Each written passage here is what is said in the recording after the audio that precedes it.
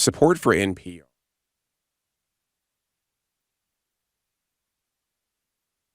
Ahead on Boston Public Radio live from the Boston Public Library. Richard Fierro is the man who led the charge to stop the gunman at Colorado's Club Q.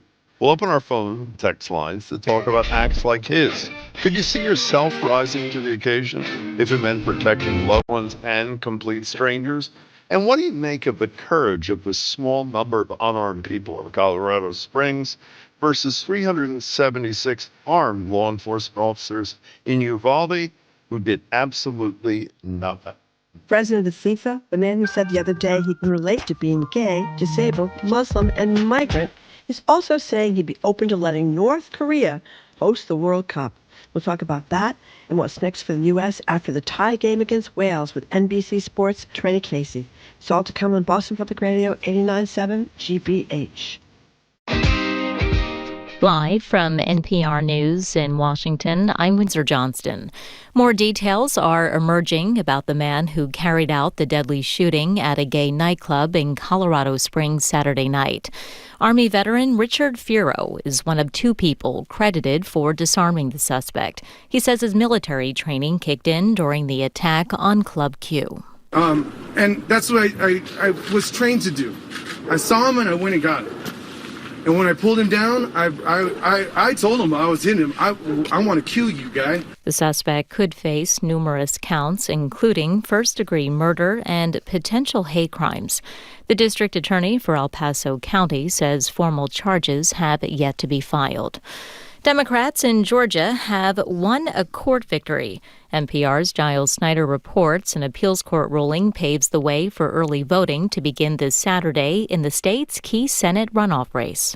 It's not clear how many Georgia counties will offer early voting this coming Saturday. The Atlanta Journal-Constitution says at least 11 are planning to, after the Georgia Court of Appeals denied a request by the state for a stay on a lower court's ruling. The appeals court issued a one-sentence order upholding Friday's ruling by a judge in Fulton County. The lower court said a state law that prohibits Saturday voting within 2 days of a holiday does not apply to runoff elections. This is a victory for Democratic Senator Raphael Warnock, who was forced into the December 6th runoff election because neither he nor his Republican opponent, Herschel Walker, won a majority in this month's midterm elections. Giles Snyder, NPR News. Ukraine's security service says it carried out an early morning raid on the country's largest Orthodox Christian monastery. NPR's Yulian Haida reports monks there are accused of harboring foreign agents and stockpiling weapons. The Monastery of the Caves, as it's known, dominates the skyline here in Ukraine's capital, with golden domes and Baroque towers rising above the river. For the last 30 years, the historic structures here have been leased by affiliates of the Russian Orthodox Church. That group has tried to distance itself from Moscow since Russia invaded Ukraine in February. But after an unverified video showed pilgrims apparently praying for Russian victory at the monastery last week, Ukraine opened a criminal terrorism investigation into the leadership there. Church officials say they pray for everybody and can't control what pilgrims sing in their facilities of their own volition. Yulian Haida, NPR News, Kyiv. More than 260 people are dead after a powerful earthquake struck Indonesia. The 5.6 magnitude quake struck a mountainous region on Monday, causing landslides that buried entire villages on the main island of Java. Heavy equipment has been sent to the area to assist in search and rescue operations. This is NPR News. Good morning. With the latest from the GBH Newsroom, I'm Henry Santoro in Brookline today. Massachusetts Governor Charlie Baker is spending his final Thanksgiving as Governor of the Commonwealth in Ireland. The governor's office says Baker and First Lady Lauren Baker left Saturday night for Dublin to start a week-long family trip to Ireland. They plan to return to Massachusetts next Monday, the 28th. Acting Governor Karen Polito is in charge most of the time that Baker's away. Why most of the time? Well, because Polito will be leaving the state on Monday afternoon for a personal trip to Maine. Her office says she'll be back on Tuesday, and while the lieutenant governor is away, that means the powers of the governor are handed off to Secretary of State Bill Galvin, who's hanging around. A pediatric specialist at Cape Cod Hospital says the staff are seeing some of the same surge in RSV cases that has flooded hospitals across the state. RSV is a respiratory virus that predominantly affects children. Dr. Christopher Lopes tells CAI that they've had to transfer patients in need of higher level care, and they've also accepted patients from other regions when they have the space. And it's taken a little bit longer to find a bed somewhere in the state, or sometimes we have looked out of state. But, fortunately, we've always been able to find beds for them so they can get the appropriate care that they need. Lope says to stay home if you're sick to help stop the spread of the virus, and to wear a mask if you're traveling on a plane or ahead of Thanksgiving. In sports, the Bruins and Celtics off until tomorrow. World Cup soccer continues if you are so inclined. And the forecast, 43 degrees, sunny sky in Boston. This is GBH News. Support for NPR comes from NPR stations. Other contributors include the Charles Stewart Mott Foundation. For more than 95 years, supporting efforts to promote a just, equitable, and sustainable society. More at mott.org. And the listeners who support this NPR station.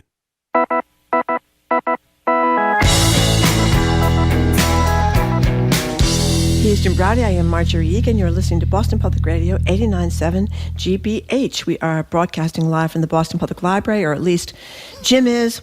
I'm home because I'm still coughing from RSV, and Jim said I had to be 2 blocks away from him. I did not. That wasn't it was possible. your own decision. I had to broadcast from 75 feet away. I didn't say that. Well, you're So I'm live too. home. You're just live from your house. By the way, That's you look like a hostage video, I should say. It's very, it's do I very look attractive. terrible? And there are a lot of disappointed people at the library looking around. This one woman is shaking her head at me directly. I see you out there, by the way. I'll In put any more case, lipstick on right now. so you don't feel bad. So the people don't have a sympathy that's misplaced. You feel fine. I feel You just fine. have a cough and you want to think cough I have in that somebody's RSV face. thing that Henry Santoro Great. was just talking about. Okay, great. Well, it's nice to see you anyway from home. Thank you, Jim. I'm sure she'll be baking during the breaks.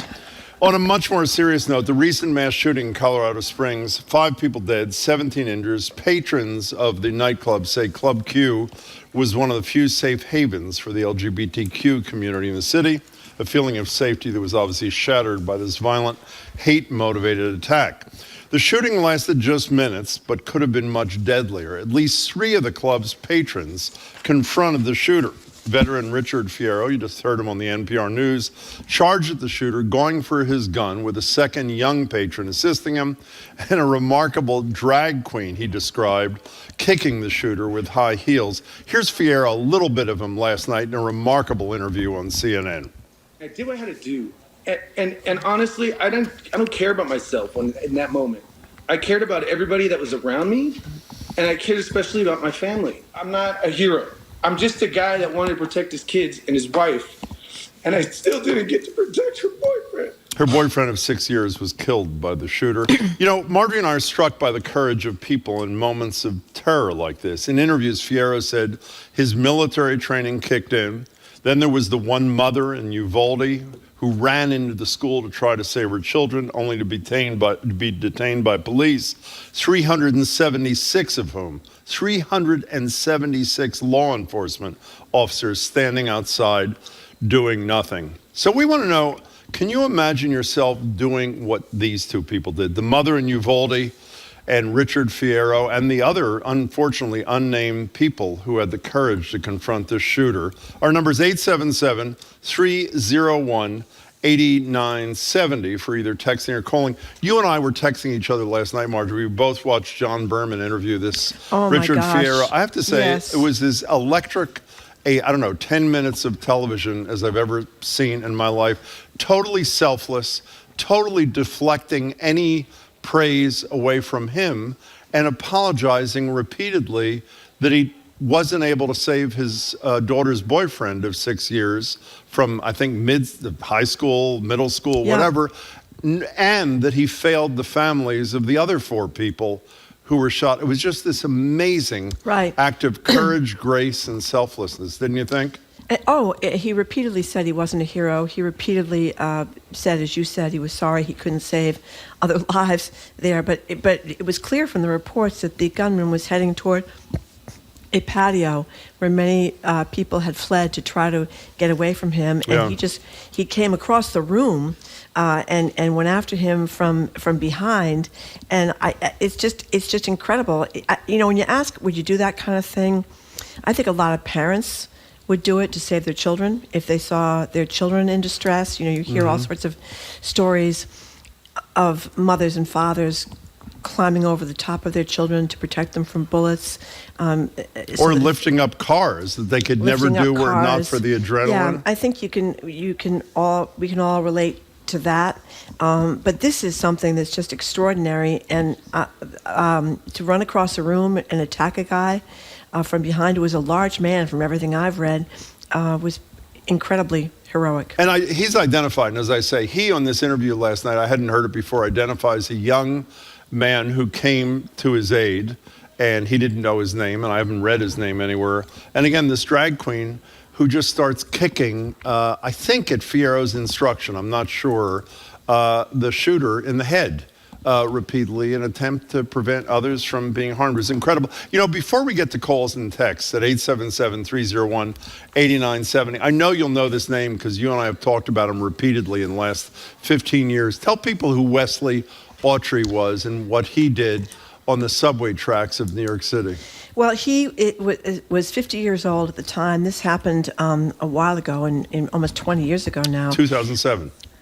Yeah, and he was a Navy veteran, and he's standing on the subway side of the subway, the platform, with his two daughters who were only 4 years old and 6 years old. And nearby, this man collapses and is having a convulsion, and then he stumbles onto the platform and gets between that space that we have here in New York City, that space where there's an opening that a body can fit in.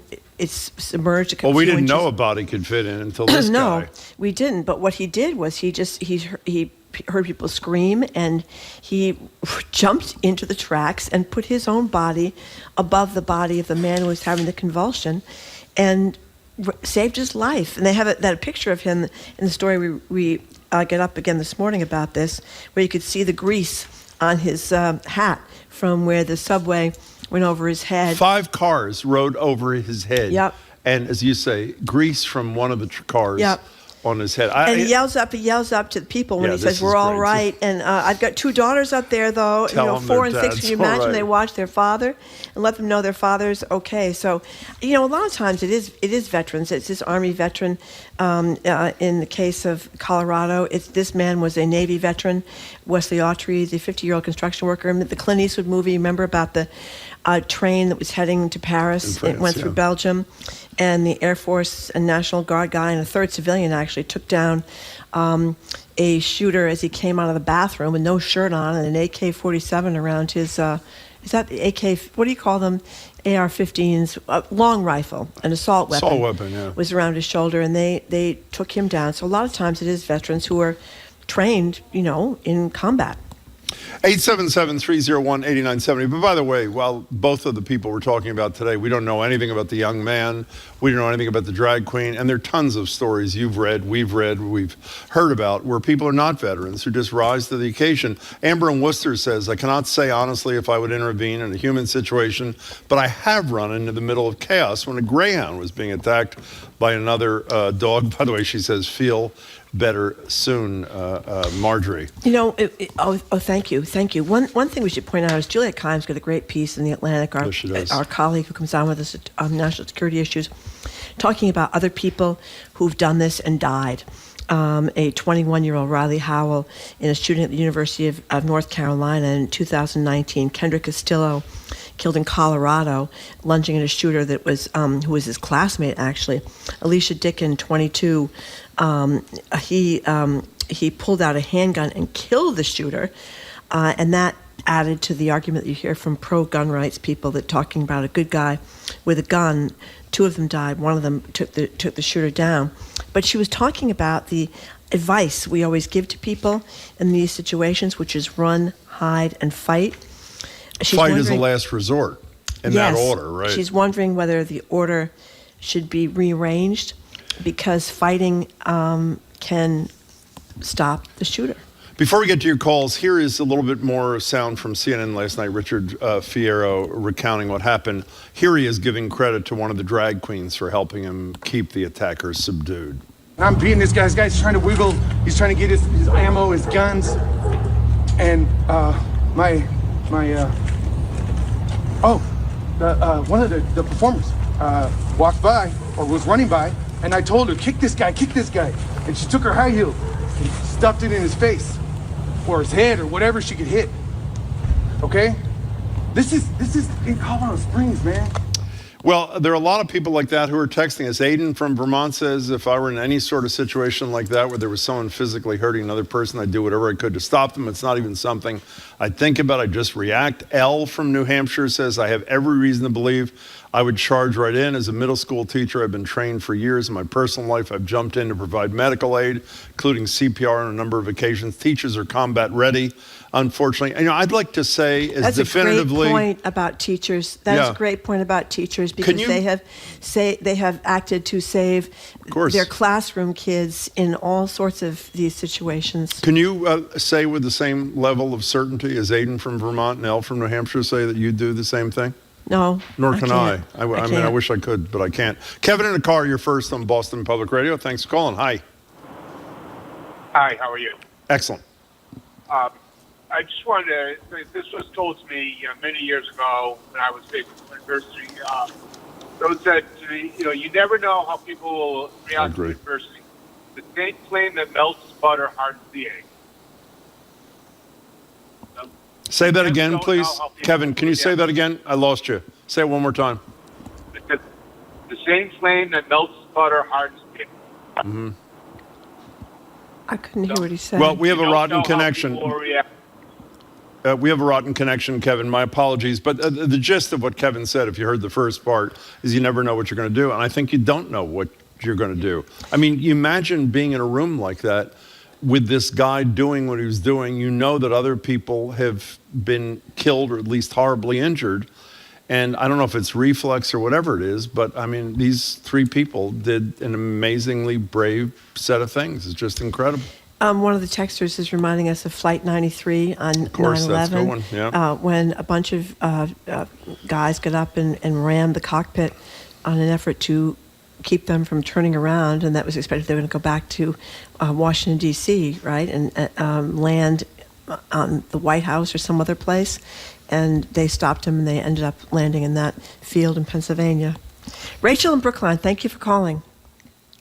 Hi, guys. Hi. I just wanted to say, so Sigmund Freud, he said man was wolf to man. And what he meant by that was what we see with these shooters. That's what we're capable of. And I think it's important we don't call the people who save people in these situations heroes. It elevates it to something that's unusual or not human. But we all have the wolf within us, and you can sublimate that in an emergency situation to save your fellow species. And that's normal and expected, and other species do it all the time. So I just think, to think maybe we do have it in us, and that's important. I hope we do, and thank you for your call, Rachel. Neither of us have used the term hero.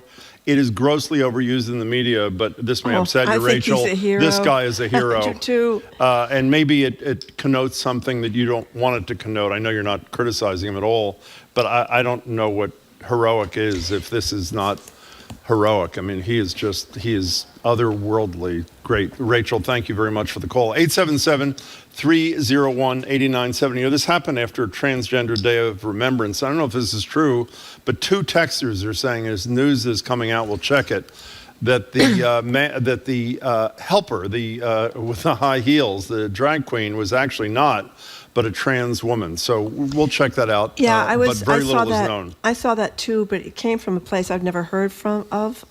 Unlucky Banshee. I don't know. We don't have to. I don't. Twitter thing. So yeah. I'm a little. I don't know if that's reliable or not. The number is 877-301-8970. Could you do what Richard Fierro did in Colorado Springs, or that mother did in Uvalde. You know, I couldn't quite. I had Senator Sear on last night with me and Renee Graham, who wrote a brilliant column. We talked about the Revs yesterday about how unsurprising this attack was in light of all the attacks, verbal attacks, on LGBTQ people around the country, including in JP at that drag queen story hour, and I think that's true. But I was really struck the second I heard about Fierro and these other two people. I immediately thought about the 376 law enforcement officers armed to the teeth who did absolutely nothing in Uvalde. And did you not have the same experience? Of you mean the Uvalde shooters and no? Did you? No, not shooters. The non-shooters. The fact that these people unarmed did nothing, while 376 armed law enforcement officers did absolutely nothing there. Well, CNN has done unbelievable reporting on that. The report has been out there for weeks and weeks and weeks, and most recently they showed the person who was supposedly in charge in a blue shirt just kind of walking in and out of the building and in the parking lot, and after they got the call from the child saying that they were in there with a bleeding classmates and the gunman, he knew about that and still didn't do anything. So yeah.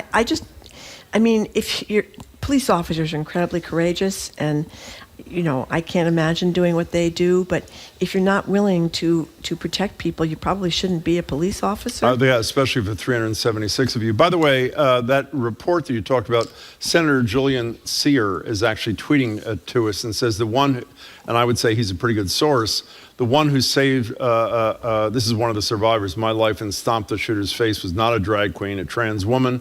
Let's not call trans women drag queens during this time of grieving over a transphobic attack. Well, obviously, people are not doing it to be disrespectful. No. Those were the initial reports. But it appears, I would say, Julian Sear is a pretty good source that probably is the case, and we'll continue to check on it. 877-301-8970 is our phone number. Could you do it, or do you think you could do it? And I think the caller was right. You never know until you're confronted with the situation. We should take a break, Marjorie. We'll take a break. We were talking about what happened in Colorado Springs with the shooter entered a LGBTQ nightclub and began firing, killing 5, wounding many more. And an Army veteran, as he put it, went into combat mode and disarmed the shooter.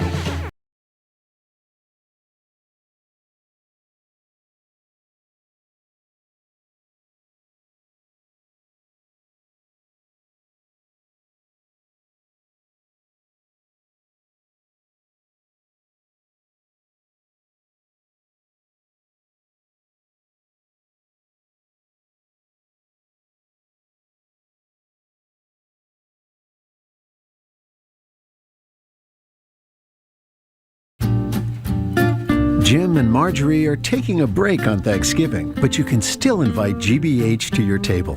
Starting at 11, whet your appetite with food from around the globe on Hidden Kitchens World. Featuring Frances McDormand and Werner Herzog, hear stories of mafia wine from Sicily, the romantic life of the date, and other lesser-known food traditions.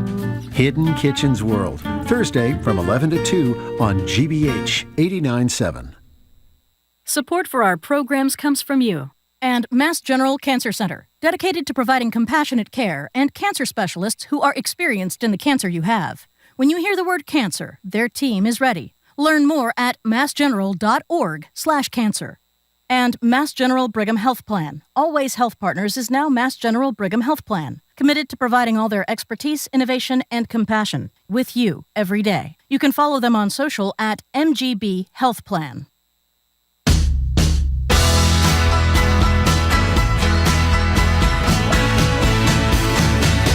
Welcome back to Boston Public Radio, live from the Boston Public Library, at least half live from the Boston Public Library. The other part is live from Brookline. Marjorie's got a bad cough. She didn't want to cough on the guests. And we're streaming at youtube.com/GBH News. If you're just tuning in, we're talking about, obviously, the mass murders at that nightclub in Colorado Springs, Club Q, and the incredible courage of 3 people who subdued the gunman, and asking a simple question. We know it's hypothetical. Can you imagine yourself doing the same thing? Our number is 877-301-8970. A couple of people are reminding me that this was the day after the Trans Day of Remembrance. Actually, it was before. My apologies. By the way, also, speaking of Senator Sear, he made a point on my show last night, which I respect. We should be saying the names of the victims, and so let's do that. It's Raymond Green Vance, Kelly Loving, Daniel Aston, Derek Rump, and Ashley P-A-U-G-H Paw, I assume. Elizabeth and Raymond Green Vance was the longtime boyfriend of Mr. Farrow's daughter. Yes. And they were there, the whole family was there, because his daughter had a friend who was performing in the show that evening, and they wanted to come in and see that performance, and that's why they were there. Yeah. Elizabeth and JP, you're next on Boston Public Radio. Thank you much for the call. Welcome. Thanks for taking my call. I just wanted to add a little bit that I realized or learned from Rachel Maddow's show last night. Mm-hmm. And they had the interview with the guy. Is it Farrow that his name was? Fierro, yeah. Richard Fierro, yeah.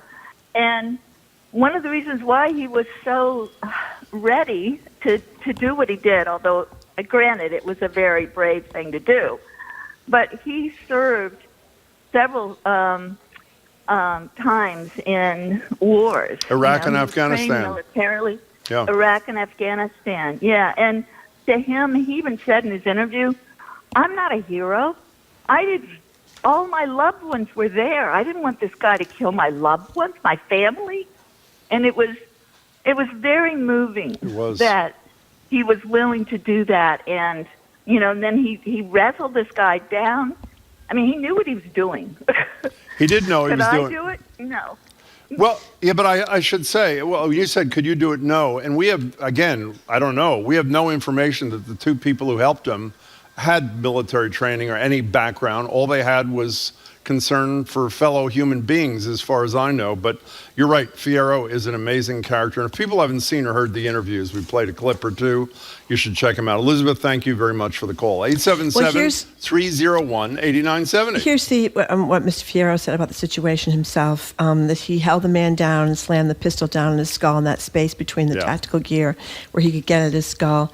And then he started barking orders. He yelled for another club patron, using a string of expletives to grab the rifle that had been someone in front of the shooter as the shooter fell, then told the patron to start kicking the gunman in the face.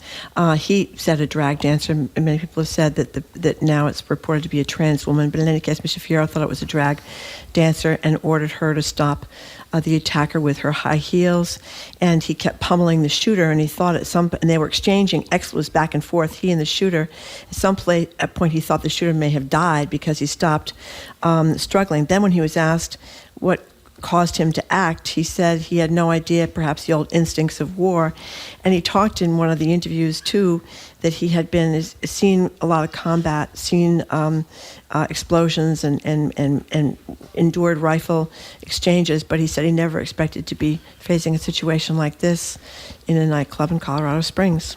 We mentioned, we talked to the Revs yesterday about Renee Graham's piece, and I had her on TV with me last night, but the point she makes, which I think bears mentioning here, her opening line is she was surprised by none of it, and we shouldn't be surprised either when you have the anti-gay rhetoric like you have talked about ad nauseum out of the apparent front runner for the Republican nomination now, Ron DeSantis, things like neo-Nazis outside that drag queen story hour in places like JP. It's not just a faraway thing. And then Larry Tribe tweeted something that I found really interesting and I guess obvious. I should have thought of it before. So that deals with the hate portion of it, is Donald Trump has basically mainstreamed violence as a way to express your opinion about an issue. And that sadly is true, as we learned on January 6th. So there's nothing surprising. And all the other things, someone just texted about Kitty Genovese, who we should have mentioned. Kitty Genovese, I'm sure most of you heard of her, was this young bartender who was raped and stabbed, I think in Queens, I'm not sure. And the newspapers reported a couple days later that somewhere between 30 and 40 people either watched or heard what was going on, and no one came to her defense. So while we all like to think we do the right thing, there are a lot of people who don't. I've heard different things about how much of that may have been exaggerated. I'm not really sure what happened there entirely. But, Tucker Carlson, the number one host on Fox News, has been slammed repeatedly in the Daily Beast most recently for obsessed with smearing trans people. That's the headline. He's obsessed with smearing trans people. And he talks a lot about, which I guess you could say is anti-trans propaganda on his show. Not surprising. Caitlin in Rhode Island, you're next on Boston Public Radio. Thank you much for calling. Hi. Hi, thank you for speaking about this. Thank you for calling. As a member of the queer community, this has been really painful. Every time something like this happens, it's just old wounds get reopened over and over again. In terms of your main question, I agree with what other people have said that, until something happens, it's hard to know. I would like to think that I would step in. I feel like I've stepped in much less severe situations, like when I see somebody, berating a store clerk or something like that. But I think until you're in that situation, you don't know. But the main thing I wanted to call was that I would really encourage everybody to listen to The Memory Palace. It's a podcast from a Rhode Island native, actually, Nate DeMeo. And every year on the anniversary of the Pulse nightclub shooting, he re-releases an episode called A White Horse. And it's about the history of the allegedly oldest gay bar in the U.S. in San Francisco. And it ties into, modern gay history, what's been happening with these shootings, why these queer nightclubs and bars are so important, and why they're such a safe space. It brings me to tears every year. It's 10 minutes, and I really think everybody should take some time out of their day to listen to it. Caitlin, we will definitely check it out, and I'm sure you heard people, survivors from Club Q, talking about how this was their safe space. It was the only LGBTQ club. I read there might be one other, but most one of two in Colorado Springs. So a lot of the same sentiment. Caitlin, thanks for the recommendation. Thing is, Colorado Springs, from everything I've been reading, is not like Boulder, Colorado or Denford, Colorado. 5 military bases are nearby, and the staunchly anti-gay organization Focus on the Family is nearby as well, as reported by The Guardian today. So the fact that it was considered a safe space, particularly in a neighborhood where there may not have been the kind of acceptance there would be in bigger cities, is a real significant thing. Well, speaking of nearby, you know who's nearby and an adjoining, I think it's adjoining, if not, it's one over Congressional District, Lauren Boebert, who in August, I don't have it right in front of me, tweets, drag queens better come nowhere near my 3rd district in Colorado. That's August of this year. And a day after, or maybe the same day as the murders in Colorado Springs, she is obviously doing the hypocritical thing and sending, I don't know if it was thoughts and prayers, but the equivalent of that. And I assume getting away with it. I wish I could remember who said this, but someone that was interviewed about this latest shooting in Colorado and it being a LGBT nightclub and trans people and so forth just said, they just want to live.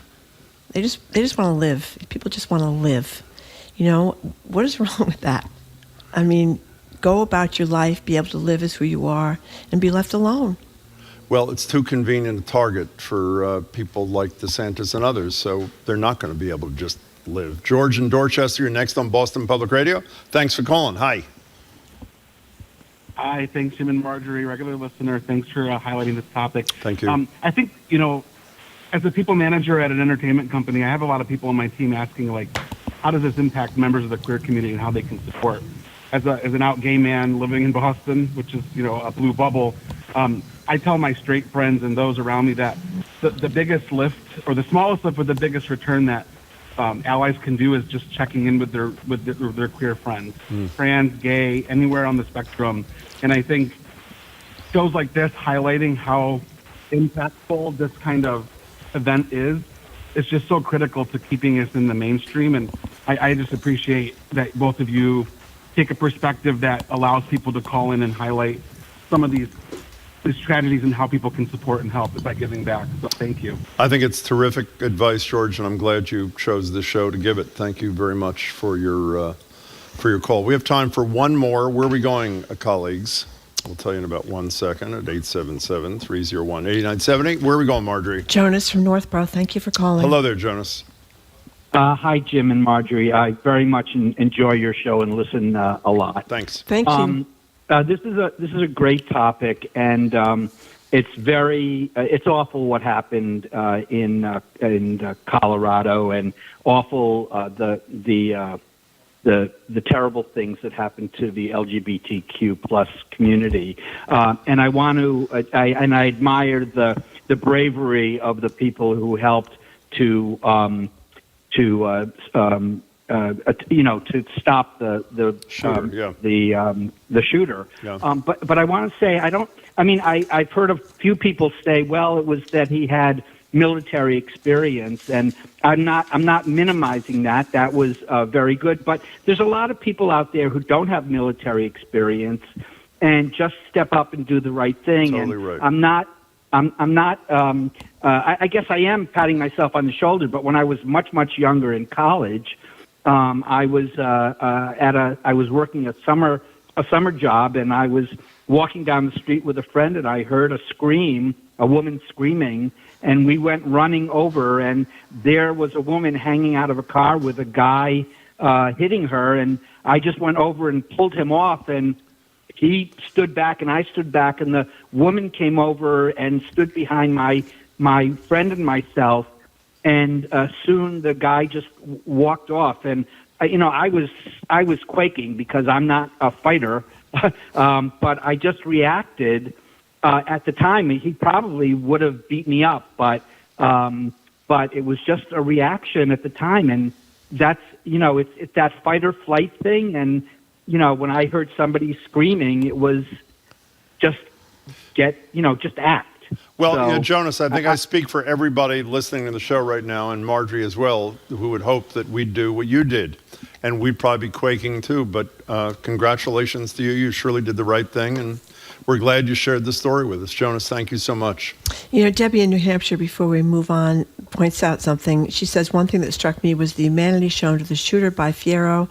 He had one of the guy's guns in his hand, and he hit him with it rather than kill him with it. Well, that's true, but he did say on CNN last night that he was saying in words to the killer, "I want to kill you." So he may not have killed him, and he may consciously have chosen not to kill him, but he said he wanted to. So I guess there are two sides. Well, I can see why he might want to, can't you? Yeah, so can I. Yeah. So can I. Coming up, the continued controversy in Qatar at the World Cup. We'll speak with Sports Authority Trenny Kuznarek about the FIFA World Cup. You're listening to Boston Public Radio, 89.7 GBH, broadcasting live from the Boston Public Library and streaming on youtube.com/GBH News.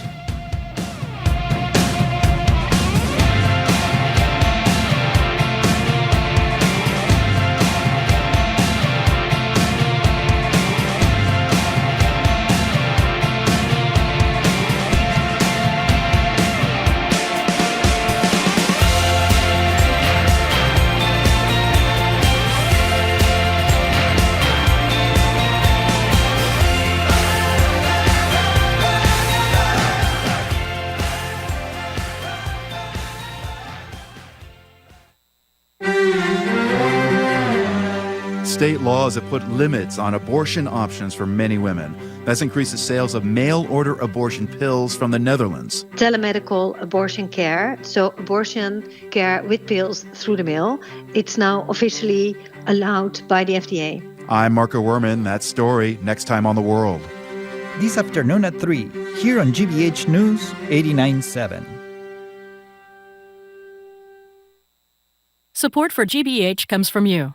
And Delta Dental of Massachusetts. Good oral health is known to protect you from heart disease, depression, and more. You can discover the connection between oral and overall health at expressyourhealthma.org. And Blue Cross Blue Shield of Massachusetts, offering MedX Medicare supplement plans that include no referrals, worldwide travel coverage, and the ability to see any doctor that accepts Medicare. BlueCrossMA.com/go.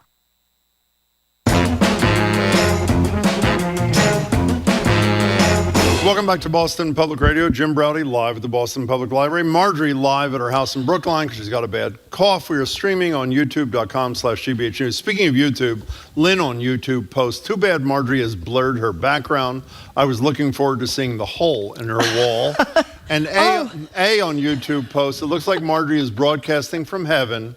She makes a wonderful angel." Well, thank you very much. But I'm happy to report that I have fixed the wall. You can't see it It's very blurred. well, We I can't guess. see. I don't but believe the wall is actually fixed. I'm putting in a guardrail, one of those chair guardrails, you know. Sure you are. Yeah, I am. When are you doing that exactly? Next Monday, actually, Next Monday. Jim. Okay. Next Monday. That is correct. Okay, we're joined now by Trenny Casey, anchor and reporter for NBC Sports Boston, and a BPR contributor. Hello, Trenny. I want to know why Marjorie has a hole in her wall. Well, that's the chair, right? It's Banging from the chair backing in the up. wall. From 2 years of the pandemic, backing up into the wall with my chair. I made a divot in the wall, and the plaster was coming out, and I finally got it fixed, and I'm going to get a chair guard. Chair rail. Story a chair rail. Okay. That's my story. Yeah, I'll show it to you next week, Jim. You'll be very impressed. I'll really be. Anyway, Trenny Kazarian. Can't wait. We've been talking a lot about the World Cup, what we're even doing there in Qatar yesterday with our listeners. But, we obviously want to talk to you about your thoughts on this.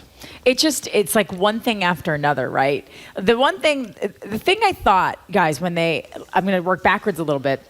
Last week they announced that Budweiser, they weren't going to sell any beer at the World Cup. For those of you who may be familiar or maybe unfamiliar with international soccer, I don't know if you know this, people like to have a couple pops when they go to a soccer match. They like to have a good time. There's a lot of people from Wales and Ireland and England. They're not so happy that they can't just, grab a beer when they go to a match. That's what they like to do. And there was a stipulation early on that it wouldn't be sold within the bowl, but it would be sold outside in tents. And then at the last minute, Qatar pulls the rug out from under the world, from FIFA and Budweiser, and says, no, we're not going to sell beer at all near the stadium, but you can buy Bud Zero, which is non-alcoholic, because who doesn't love a good non-alcoholic beer? Like, what a waste of calories. But what this indicated to me, or what I guess not indicated, but what worried me about this is if you're willing to do this at the last minute and risk angering their largest sponsor in Budweiser, $75 million, I think a lot of us just assumed Qatar would sort of relax their in-country rules when they welcomed the world that has very different standards. To me, this says, if you do something there that you're not supposed to, you may get in some serious trouble. Like, they are not risking angering their in-country residents by saying, well, we'll let these people do these activities, but we won't allow you. And so if I'm a Westerner over there, I am terrified that I'm going to do something that is going to land me in jail. Let me amend one thing you said. We said the same thing yesterday. There's one caveat to this. I didn't read this till this morning in the New York Times. Yeah, me neither. While beer is banned in the stadiums, as you said, it is not banned in the stadium's high-end suites. So wealthy people can violate the law, customs of Qatar.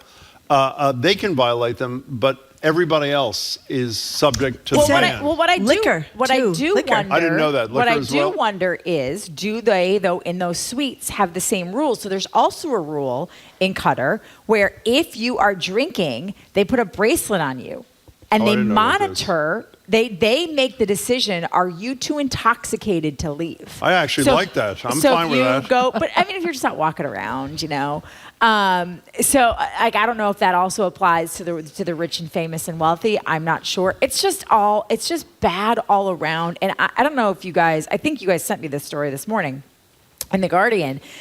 Like, Fox's coverage of this has just been willfully ignorant. I mean, I only watched the United States match yesterday. I only watched half of it because I had something to do at work that prevented me from seeing the first half. But they're not talking about what's going on there. They're not referencing human rights violations. They're not talking about lost advertisers. They're not talking about the strict rules. They are just talking about soccer. And it didn't just irritate me, it angered me to read a quote that I just thought was so rich from a Fox executive that was like, well, our fans, they just want to see soccer. They don't want to have to think about politics. But that's clearly not the case, because U.S. fans are really frustrated with Fox's coverage thus far. In that Guardian story, it talks about how the interviewer Jenny Taft had an interview with the Secretary General of Qatar's World Cup Committee. It was a total puff piece in which she was allowed to speak in glowing terms with absolutely no questions about any of the concerns of journalists or human rights groups. I'm sure, Marjorie, I've worked in this industry long enough, I've covered enough Olympics that, I'm sure what they said to her was, don't you dare push this and ask something. Listen, I don't know Jenny at all. I'd have to imagine that she has some issues with what's going on there and has some opinions about it, but I'm sure she has been told in explicit ways, do not anger the host country, do not cover this. And I know in my experience at the Olympics, I know what NBC has always said to those of us who are on Olympic game coverage versus the news crews they send over. We have news crews that will handle the sensitive issues. You don't do it unless for some reason something happens at an event and you need to ask an athlete about it. And then you will be given very strict guidelines, right? Like they do have a policy where we don't cross-contaminate. But and I don't know, maybe Fox does. Maybe Fox News did send people over there to do hard news. Something tells me they probably did not. But the difference is, and listen, NBC isn't perfect either when they cover Olympics, but they do send over actual news crews to not just do puff pieces, but actually, discuss and shed some light on the other things that are happening. Well, we were talking about some brave people in Colorado Springs a minute ago. It's a different kind of bravery, but let's talk about some exceptions. Unlike Fox Sports, the BBC is talking about it in their coverage. And unlike the captains of 7 Western European teams who are going to wear those One Love in solidarity with LGBTQ people armbands with the rainbow flag on them, and chose not to after FIFA said you'll get a yellow card, meaning some sort of a warning. Have you both seen the photograph of this BBC reporter, Alex Scott? Yeah. Who obviously is violating the rules and is wearing it as she is doing interviews. That's one. Number two, CNN displayed something I totally forgot about, an image of the Iranian men's team with their arms around each other, not singing the national anthem, putting them in great risk, forget at the World Cup, but back home, in solidarity with the treatment of women in Iran. I would Talk say about more courage. so at home. I would say so, Although too. there are some people, and I read the article about I read a more extensive article about the Iranian team today.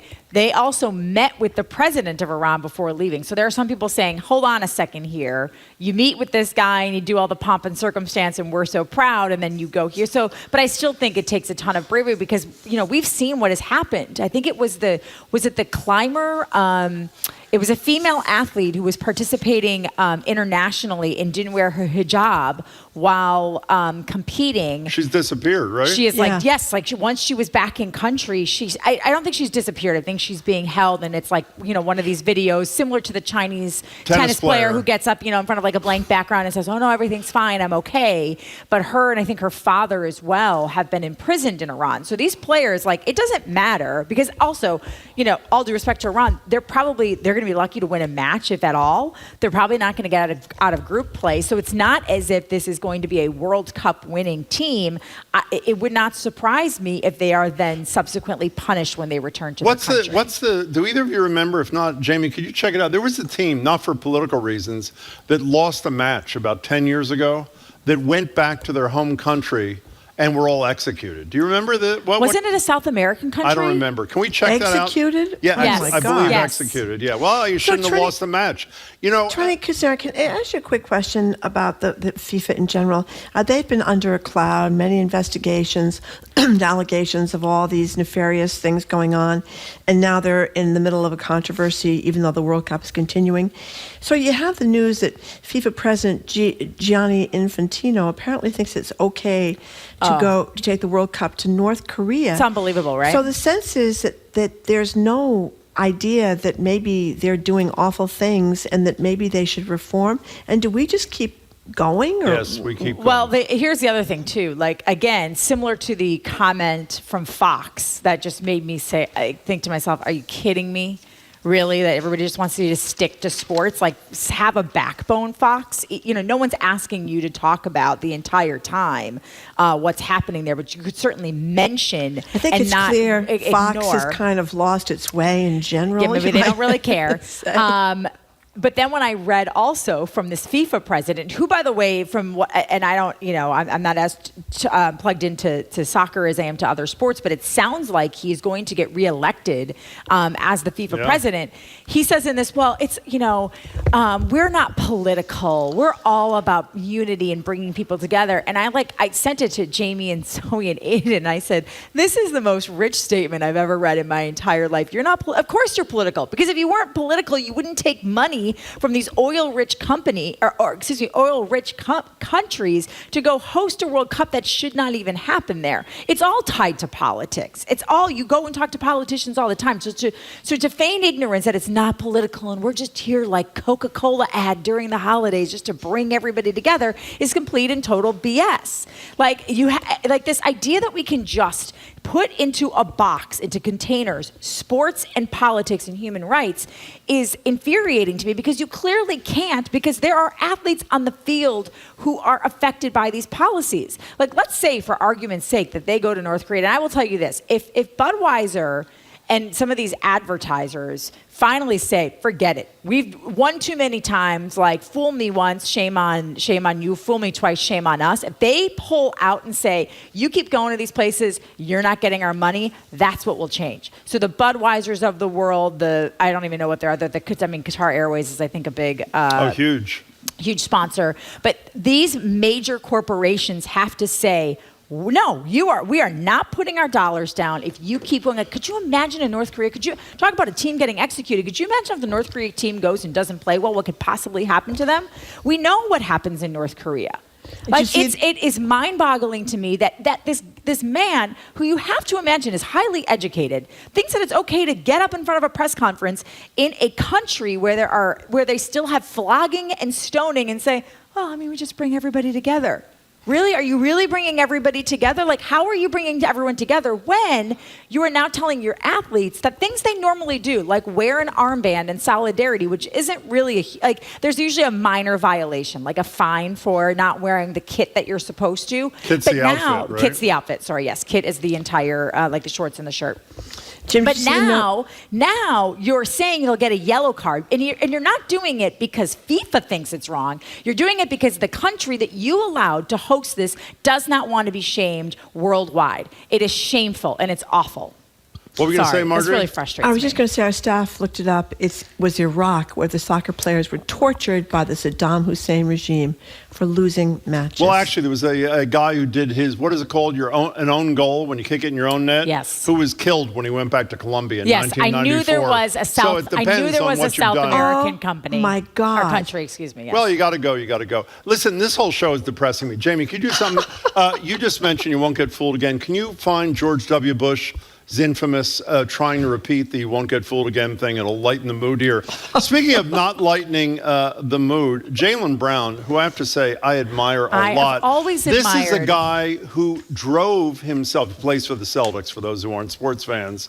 Jaylen Brown drove to Atlanta by himself, from what I recall, after George Floyd was executed. Am I not right about that? Yes. To participate in a demonstration as a normal person, not as a huge $30 million a year basketball player. And just recently, he met with Jean, I forget her last name is escaping me. She was the woman who was stabbed in Franklin Park. She's a long time. Jean McGuire. Oh, I didn't know he met with her.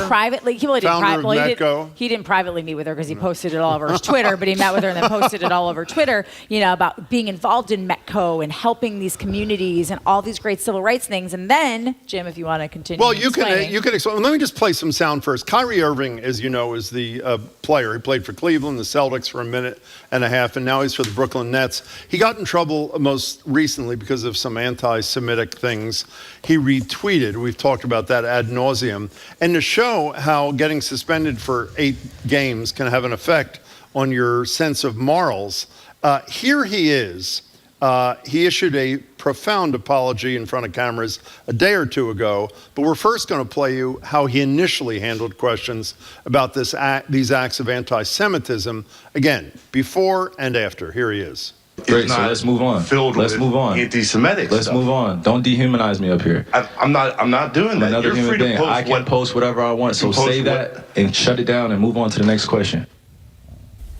Offer my deep apologies to all those who are impacted over these last few weeks, specifically my Jewish relatives, my black relatives, all races and cultures. He apparently had an epiphany. Now, in the middle of this whole epiphany thing, what did Jaylen Brown do? When I think they went to play in Brooklyn or some stuff. Maybe so Jaylen Brown is the vice president of the NBA Players Association. Mm-hmm. So on the one hand, he was very concerned. At first, when Kyrie Irving got suspended, it was a 5-game suspension to start. at minimum. It ended up being 8 games until the Brooklyn Nets felt that he had done what they wanted him to do. And listen, I don't entirely disagree with Jaylen Brown saying, hold on a second, this is unprecedented. This is not in our CBA. It's not collectively bargained. Like, let's talk about this before we just are willy-nilly, suspending people left and right.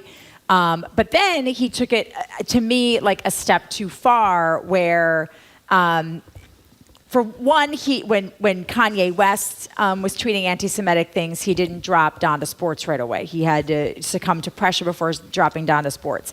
And then after that, he expressed displeasure that one of the schools that Kanye West runs, which apparently teaches, it's not an accredited school, it's a private charter school with some questionable curriculum. Trump University, isn't that the name? It's not, but it's I think it's the same vein. Okay. He came out and was like, "This is terrible for the kids," and it was again being sort of willfully ignorant to what was really going on and why this was happening and why there were consequences to actions. And then Kyrie Irving gets suspended, and at first he kind of made it a union thing, but he also was like, "I don't understand. It's just a video." And then he posted something the other night, and it just said "energy," and it was a video of the Israel United Christ Church in Christ, which is an arm of the Hebrew Israelite movement, which is classified by the Southern Poverty Law Center as a hate group. They are known for being anti-Semitic, anti-white, misogynistic, and homophobic. And he comes back with this excuse of, well, I thought it was this fraternity. I thought it was our people coming together to support Kyrie. But at no point did he say, you know what, I'm going to take that video down. I shouldn't have posted it. He just kept making excuses. And this is where I have a problem. Listen, everybody makes mistakes. I think at some point when you're a public figure, and a public figure to the level that Jaylen Brown is, you should maybe not just retweet things without kind of checking them out first. Be careful. Check your source. Well, let's not just talk about Jaylen Brown. The owner of the Nets took a stand here against Kyrie Irving because he thought his responses were weak inadequate initially. Why don't the owners of the Celtics speak up about Jaylen Brown retweeting Israel United in Christ hate group? Why don't they do that? I don't understand it, Jim. I said yesterday on my television show, I said the Celtics need to have a conversation with Jaylen Brown. And I've been told that wasn't in the works. It's not going to happen. He spoke yesterday at shoot-around. He, again, in the same vein as Kyrie, he made it about himself. Like, oh, you guys are just misinterpreting. No, we're not misinterpreting anything. You reposted a video of a hate group that was outside supporting Kyrie and that was protesting against the suspension he had to serve. Take the tweet down. At last check, and admittedly I have not checked yet this morning, but as of our show last night at 6 o'clock Eastern, that tweet was still up there. Why would you keep that up? Why would you promote a group that promotes hate? Because that makes me wonder, are you really a civil rights activist, or are you an activist only for people who look like you, which is a problem.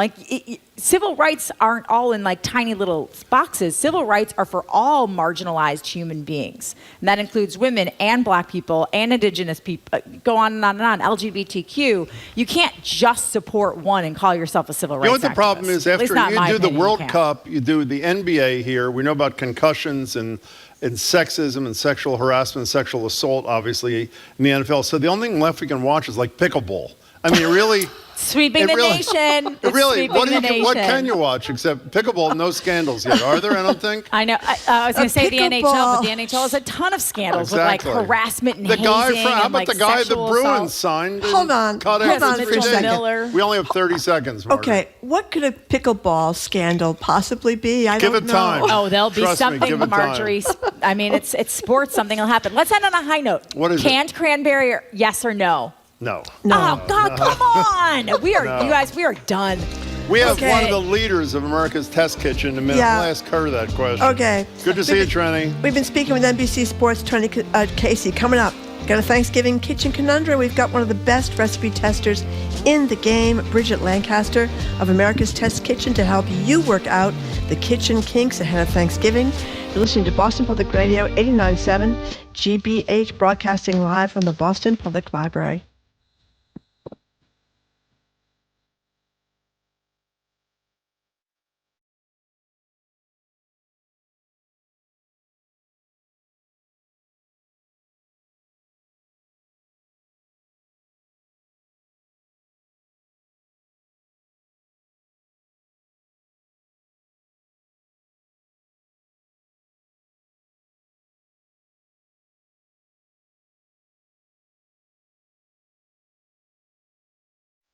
You're listening to Boston Public Radio with Jim Browdy and Marjorie Egan. Just ahead, more smart conversation about what's going on in our community. That's right after an NPR news break, here on GBH News 89.7.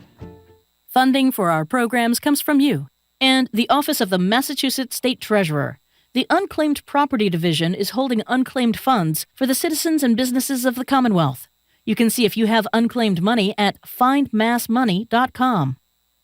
Oscar-winning Indigenous artist Buffy St. Marie has had an illustrious 6-decade career. Experience her journey on American Masters, Buffy St. Marie. Carry it on.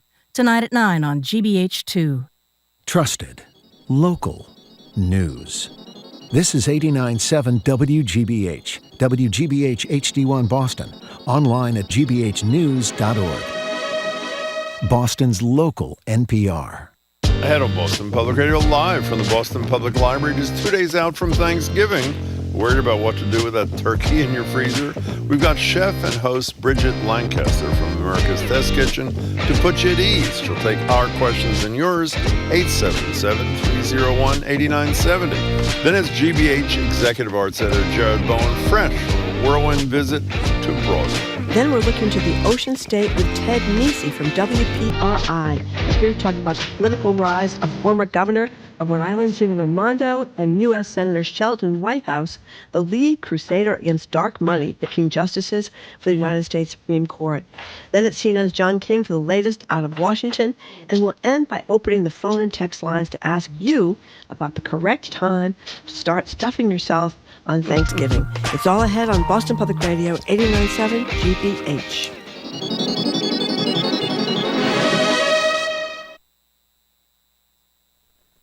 Live from NPR News in Washington, I'm Lakshmi Singh. The United States is giving Ukraine $4.5 billion in direct budget support. NPR's Michelle Kellerman reports that the funds will be dispersed over the coming weeks to help Ukraine provide basic services. The top U.S. aid official, Samantha Power, says Ukraine needs more than just weapons and military hardware to win the war against Vladimir Putin's Russia. It's going to need banking services to keep the economy afloat, schools where teachers are paid, hospitals where health workers can go to work knowing that they can support their families when they get home. The direct budget support for Ukraine will also include housing and utility subsidies. U.S. officials say that will be key for the winter as Russia continues to bombard Ukraine's energy infrastructure. Though some Republicans have begun raising concerns about U.S. aid to Ukraine, Power says there's strong bipartisan support for this. Michelle Kellerman, NPR News, Washington. Open positions for registered nurses in Texas have more than tripled since the coronavirus pandemic began. Houston Public Media's Sarah Willer Ernst reports the state continues to have higher vacancy and turnover rates than other states with similar populations. A new report from the Texas Center for Nursing Workforce Studies lays out the consequences the pandemic had on the nursing profession. The majority of hospitals in the state said COVID-19 caused nurses to leave hospitals for travel jobs, leave because of insufficient staffing, or retire early. Serena Bumpus, the president of the Texas Nurses Association, says factors driving the shortage are workforce violence and inadequate working conditions. It's really all nurses that are now finding their voice and saying we shouldn't have to tolerate this anymore. The report says the best solution is to ensure a safe working environment for nurses. I'm Sarah Willa Ernst in Houston. Jury deliberations are underway in Washington in the trial of Oath Keepers founder Stuart Rhodes and 4 others. They're charged with seditious conspiracy stemming from the January 6th attack at the U.S. Capitol last year. NPR's Giles Snyder is following. Jurors in the Oath Keepers trial have heard testimony for nearly 2 months, but now closing arguments have wrapped up. Prosecutors say the January 6th attack was the opportunity the Oath Keepers had been preparing for, but the defense denies there was ever a plot. The 5 men are charged with multiple felonies, including seditious conspiracy, a rarely used charge that carries a maximum prison sentence of 20 years. NPR's Giles Snyder reporting. This hour on Wall Street, U.S. stocks are trading higher. The Dow is up 281 points, more than 0.75% at 33,982. The Nasdaq is up roughly 0.5%. This is NPR News. Good afternoon. With the latest from the GBH Newsroom, I'm Henry Santoro in Brookline this sunny day. Now that the applications and filing fees are in, the Mass Gaming Commission holds a public hearing this morning on the adoption of regulations related to the more than a dozen applications it received yesterday. Also up for discussion today are sports betting definitions, sports wagering vendors, and the taxes that'll be related to sports betting. And holiday traffic should be at its peak tomorrow, Wednesday, with AAA predicting over 1 million drivers on the road in Massachusetts. Details from GBH Radio's Mark Hers. AAA is predicting the third busiest Thanksgiving travel period nationwide since it started tracking in 2000. In Massachusetts, you can expect things to be particularly slow starting Wednesday on the three major highways, 93, 95, and the Mass Pike, with 93 South heading out of the city being the worst at more than 75% of normal weekday volume. AAA says the best travel times to beat the traffic tomorrow are before 8 a.m. or after 8 p.m. and on Thanksgiving Day before 11 a.m. In Boston, I'm Mark Hers, GBH News 89.7. And if you are hitting the roads tomorrow, don't forget to gas up the car, mask up, and pack your patience. In sports, the Bruins and Celtics are off until tomorrow. World Cup soccer continues today. And in the forecast, if you are driving for the holiday, pack the shades. We are in for some sunny weather for the next few days. Mostly sunny upper 40s today, lots of sun and 50 tomorrow. Mostly sunny mid-40s on Thanksgiving, but it looks like rain on Friday. This is GBH News. Support for NPR comes from NPR stations. Other contributors include Mattress Firm, dedicated to providing personalized service with the goal of helping people sleep well so they can live well. Customers can shop their range of products in-store or online at mattressfirm.com.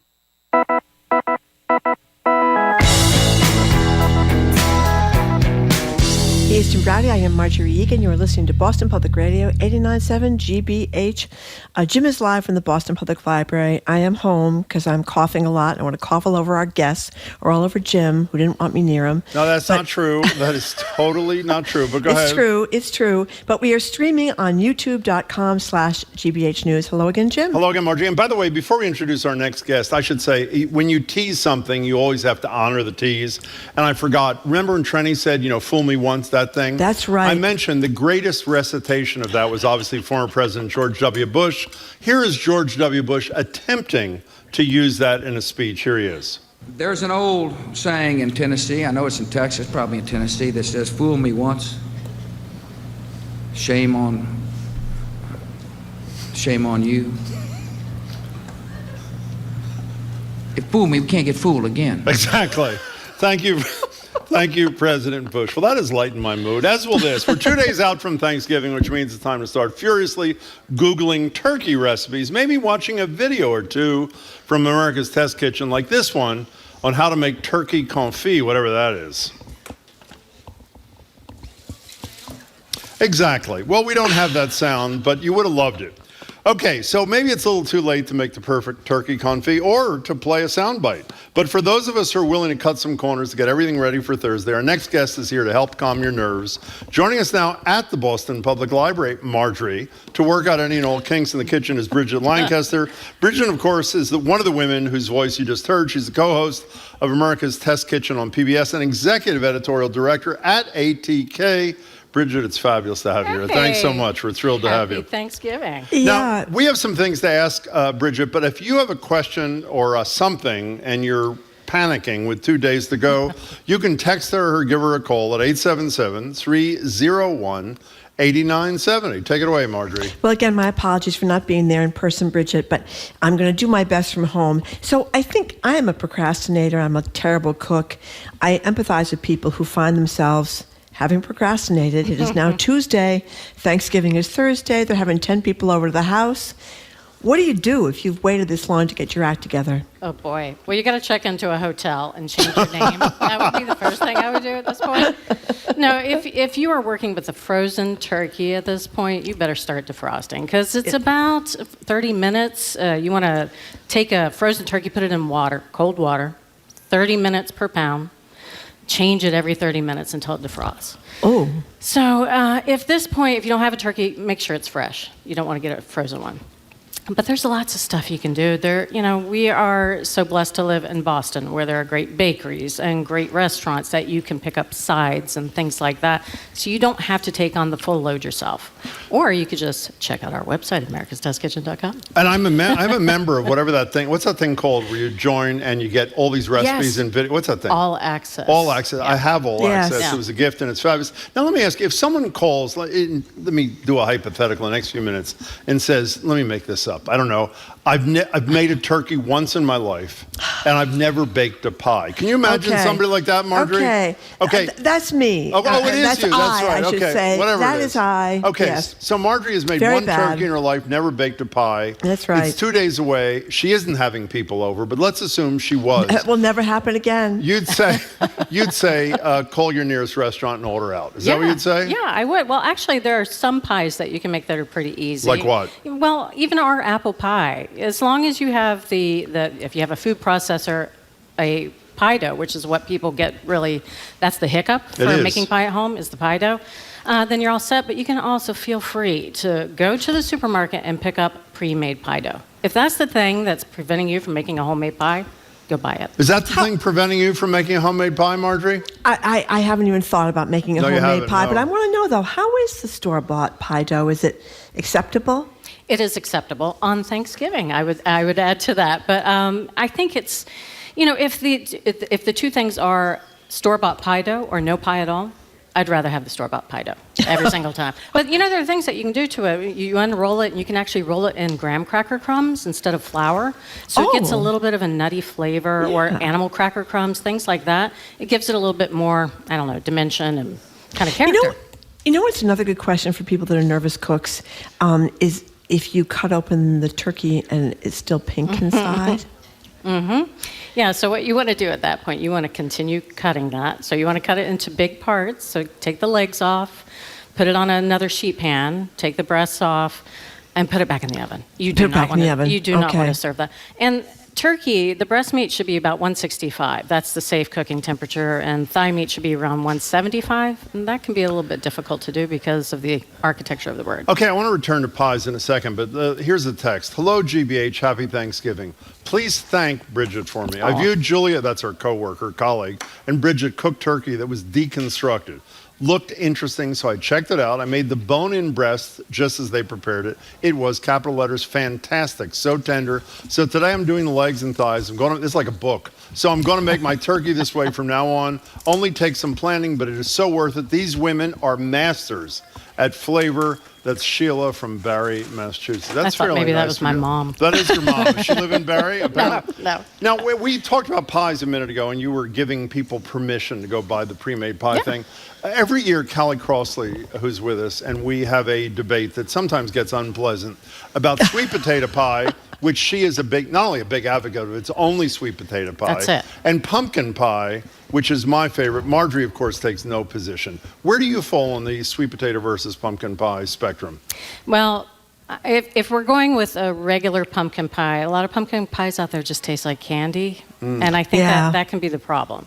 So I think, our pumpkin pie uses not only canned pumpkin puree, and you want to use the puree, which is just pumpkin. You don't want to use canned pumpkin pie filling. But it also uses canned yams. So it has sweet potatoes in it. Ooh. So it's a little bit of a hybrid there. Oh, my God. I love that. Two worlds can come together. Well, aren't you a pecan pie or pecan pie kind of woman? Well, pecan. Marjorie, did you hear that? Oh, pecan. that sounds beautiful, Bridget. I love much. it. Pecan. Sounds very sophisticated. Well, it's kind of a southern thing. Pecan is something that you put beside your bed if you can't make it to the bathroom. But I'm bummed. Thank you very much. You're appearing Thursday night in the lounge, and people should try the meal. Waitress. Exactly. Right. Thank you. Okay, so what did you just say about pecan pie? What did you say about it? Oh, pecan pie is my favorite pie. It's decadent. It's dark. Really sweet, though, it's isn't it? sweet, but it's actually, if you toast the nuts, so toast the pecans before you use them, use tons of chopped pecans in there, and use dark brown sugar and a little bit of corn syrup, which people don't know that is less sweet than sugar. Wow. Not high fructose corn syrup, just regular corn syrup. It's actually perfect. Here is a great question from one of our texters, and the number again is 877-301-8970. Excuse me. Can you ask Bridget how to get everything to come out at the same time, done and hot, when you have only one oven? It's my biggest stressor. That's a great question. I only have one oven at home, so I am a testament to this.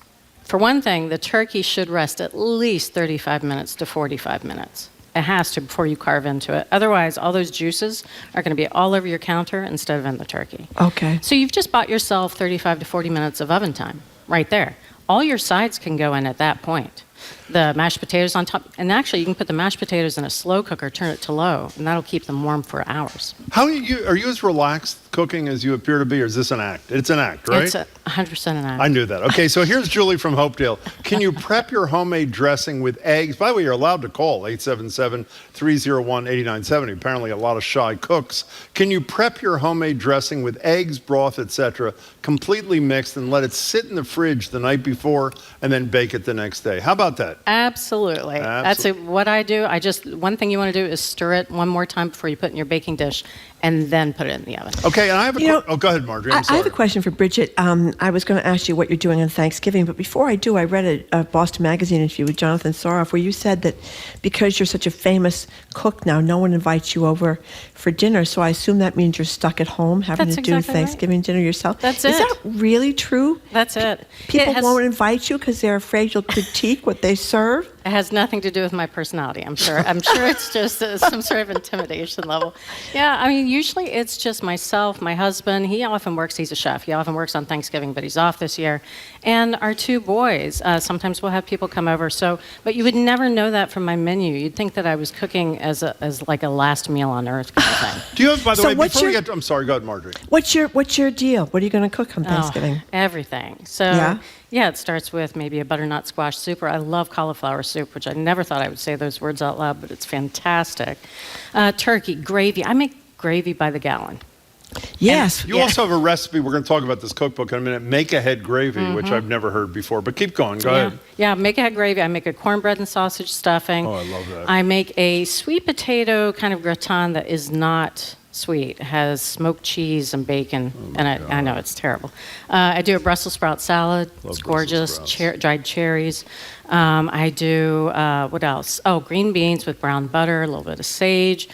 Homemade yeast rolls, if I have the time for it. Did your mother ever tell you not to brag in public, or what? Would she ever tell wonderful. you that? Yeah, no, well, she's she's a the professional. first one listing what she's cooking. So. Bridget's a professional, but that's really now. How much of it have you got done already? It's Tuesday. Yeah, I have a whole spreadsheet, a Thanksgiving spreadsheet. I know that was terrible to admit. I love it. It's broken down by day. Actually, it starts out a month ahead. So I had pie dough done a month out. Yeah, pie dough done, cornbread. You want that toasted? Everything as much. Do you have a fabulous beets recipe you could share with me? Nice. She doesn't like beets. Okay, Mike. I don't either. I hate beets. I love beets. Mike on the road, you're on with Bridget Lancaster, who's going to solve all of your Thanksgiving travails. Welcome, Mike. Yeah, thanks for having me, and sorry for the background noise. But we have a big Thanksgiving. We also have a spreadsheet. There's going to be 50 of us. One person is roasting a bird. One person is frying one. And I signed up to smoke a bird, and I have never done this before. And I've looked at 5 different websites. They all say to do it a different way. Any tips would be greatly appreciated. It's a 12-pounder. I'm ready to go, but I can't make up my mind on the best way to handle it. Yeah, well, I mean, one thing, you did yourself a favor with a smaller turkey, which they just taste better, smaller turkeys. I always tell people, instead of buying that, Jurassic-sized turkey, to buy a few smaller turkeys. They just taste better, they're more tender. But offset heat, I always like applewood or cherry with turkey. I think it gives a nice light smoke. You don't want to put hickory in there. It just can start tasting like an ashtray. So offset the heat. Maybe if you're using charcoal, bank all your coals on one side, the turkey goes on the other. A little salt, pepper, maybe cayenne pepper rub, paprika, and that's it. How about that, Mike? You up for it now? I'm going to give it my best shot, and if I fail, there's 2 other birds that hopefully will fill the place. You cannot Mike, fail. let us know how it goes. Stay in touch with us. Would you, I learned... Appreciate it. Thank you, Mike. I discovered sous vide about 6 months ago, and it's changed my life. Yep. But I don't know the answer to this. Would you I just do like steaks and some vegetables, that kind of thing. Would you recommend sous vide turkey? Can I use a regular pot to do it in? Thanks. Can you sous vide a turkey? A whole turkey, that would be really difficult. But parts, especially if they're boneless, I mean, that's the thing about sous vide. It does great with boneless things because sometimes the bones can poke through the bag. But yeah, if you wanted to do a sous vide turkey breast, that would be fantastic. I would just, after you sous vide it, I would put maybe some salt, pepper, a little bit of sugar on top, and throw it in a really hot oven for 2 minutes. Excuse me. I know Marjorie's going to do this. What Go is? ahead. Can you explain What is sous vide? Exactly. Yeah, sous vide is just vacuum cooking. So you seal food in a bag, you vacuum seal it in a bag, or you work as much air out as possible. You heat the temperature of the water to very close to the final temperature that you want to cook to. You lower the food in there, and you have what's called an immersion circulator. It looks kind of like one of those mixers, immersion mixers.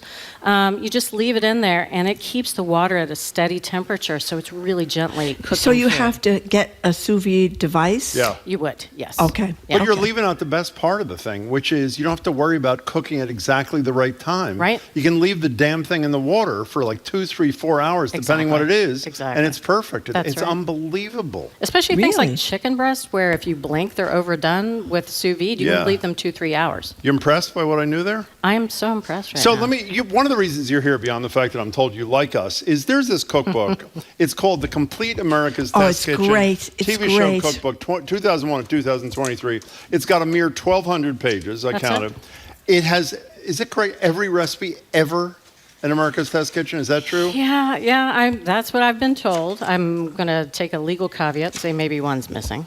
Well, by the way, I made the cast iron ziti because I always try to Yes. make something from a cookbook before the chef is on. It was fabulous. And here's the deal. You ever heard of a Jim and Marjorie mug? No. Yeah, we do it during pledge. They're $120. If you can lift your own cookbook over your head, you're going to get a free Jim and Marjorie. I hope you're streaming It's this. really Go- heavy. Here's Bridget Lancaster All right. attempting to raise the cookbook. Wow, very nicely done. That is really impressive. She must be working out with 10-pound at weights this. at home. That Look was at that. amazing. It's lighter than a turkey. I don't think so. But you know what I love about this cookbook? Not just that you test everything so well, but the stuff that for beginners, the easy Agree. skillet suppers and the one-dish suppers and the things that are intimidating, you kind of break it down, and it makes me feel like I could actually do some of these things. I love the stuff for brunch, too. That's great. Because brunch is less stressful. Why is brunch less stressful? Brunch has a party built into it, I think, Yeah. because nobody really wants to admit to having a Bloody Mary at breakfast, but brunch, it's all fine, right? So there already is like the pressure's off. And because it's like late breakfast, early lunch, nobody knows when it is. You can say whatever time it is. You can serve whatever you want. I love brunch. Okay, Yeah, I so do Anne too. Marie from Atkinson, New Hampshire, can you trust the pop-up timer in the No. No, do not trust that timer. So what we found, if you could have seen all the 30 ovens full of turkeys testing the pop-up timers, different temperatures, they all pop at different temperatures, and they usually pop too late. That's So the they'll problem. pop 10 to 15 degrees above when you should be taking that turkey breast out, which again is 165. An instant read thermometer is what you want. Is that one of the great inventions ever? It's 100%. fabulous. Really That's great. a desert island. It really kind of is. thing, yeah. Astrid in the road somewhere. You're on with Bridget Lancaster from America's Test Kitchen. Hey, Astrid. Hey, hi, Bridget. I worked with Bridget 1,000 years ago at Williams-Sonoma. She is the funniest person on the face of earth. Nice. She is hysterically funny. She's How are you? But Oh, that's great. I'm doing well. I'm asking about a very specific question, but I think it could apply to all rolls. The fluffy dinner rolls from the American Test Kitchen All Access Pass, which it is worth it. It is worth it. It is worth it. I have a problem. I've tried making them in advance, and I do that because I'm required to make them for all party occasions. But it doesn't work as well, the rising, as when I do it right that day. Are there any tips? Like put them in the refrigerator, covered. It doesn't work well. How long are you leaving them in the fridge? So I will make them up to 2 days in advance in the fridge, and I, kind of stuff them in there. Right. At the last rise, they're formed. Or should I maybe make the dough and let it rise, Well, and then form it at the last minute? What I would do, if you form them, I wouldn't leave them in there more than overnight. So I wouldn't leave them more than that, because after that, the yeast is kind of tired and it just wants to go to bed. So you're not going to get as much there. But the other thing you can do is par bake them. Bake them for 3/4 of the recipe, just till they're set. And then, keep them. You can actually put them in, you can do this and do it months in advance, put it in the freezer. And then when you're ready to do those rolls, just put them in the oven, maybe 5-10 minutes, and they will look like they were just baked. Astrid, good luck with that. Thank you much for your call. By the way, when you were at Williams and Sonoma, you weren't like doing the cooking demonstrations. You were selling stuff, right? That's exactly right. In fact, I was delivering Julia Child to do demos at the store. Is that true? Gosh. What was that like? It was during an ice storm. She was to come and do a cookbook signing. Went out to her house in Cambridge, ice storm, and her driveway was like a hockey rink. And I just remember, she was not a tiny lady. She was a very tall lady, and I kept thinking, I'm going to be the one known in America as the person who dropped Julia Child. It's everybody locally has we were talking to Lydia Bastianich the other day, and Lydia was talking about when she was working in her first restaurant, and not only does Julia Child walk in, but she walks in with James Beard, and they want to check out a risotto, and oh my God, everybody's got I don't know if you do, Marty, my first meeting with Julia Child, the most roach-infested, I won't say the name, supermarket in Cambridge is the one nearest my house. I'm standing in line at this really horrible supermarket, but it was closest to my house, and I hear a voice in front of me in line, and who was it? Obviously, Julia Child. Say hello, dearie. She did. Actually, it's exactly what she said, and I said the same thing back. Here's a great question. Nil from Haverhill. Hi. How are you? Great. So I bought a turkey last week. I'm cooking it this year. My mom never really was a fan, so I'm cooking it. I went and got it last week, hoping to plan ahead. And it's a fresh turkey because I'm going to brine it and smoke it myself. Did I buy it too early? Is it going to be bad? It's been in the fridge, but I'm just nervous that it's going to be bad by the time I go to brine it tomorrow. Well, I'm not sure. So here's the thing. Open it today. Make sure you open it. The smell test will always tell you, but I will say a lot of fresh turkeys, even though they're labeled fresh at the supermarket, were frozen at one point. And if that was the case, and there were ice crystals in that bird at any point, then obviously 2 weeks just about it can hang out in your fridge. But if it smells, you're in big trouble. Do it now. As soon as you get off the phone, go smell that turkey, and if you need to, go out, buy another one. No, good luck. Sorry. We're talking with Bridget Lancaster. She's the co-host of America's Test Kitchen on PBS and executive editorial director at America's Test Kitchen. So we have a bunch of good texts. Here's a couple of them, or here's one of them. Is it okay to stuff the stuffing in the turkey, or do we have to make dressing cooked fully outside of the bird? Is it okay? Well, technically it's okay, but I am about to give a speech on why I prefer stuffing outside of the bird. So it's hard to cook the turkey well. You might slow down the cooking, and you might end up with meat that is not at a safe temp, especially the dark meat. You have to cook the stuffing to 165. The turkey cavity is never big enough to hold that stuffing.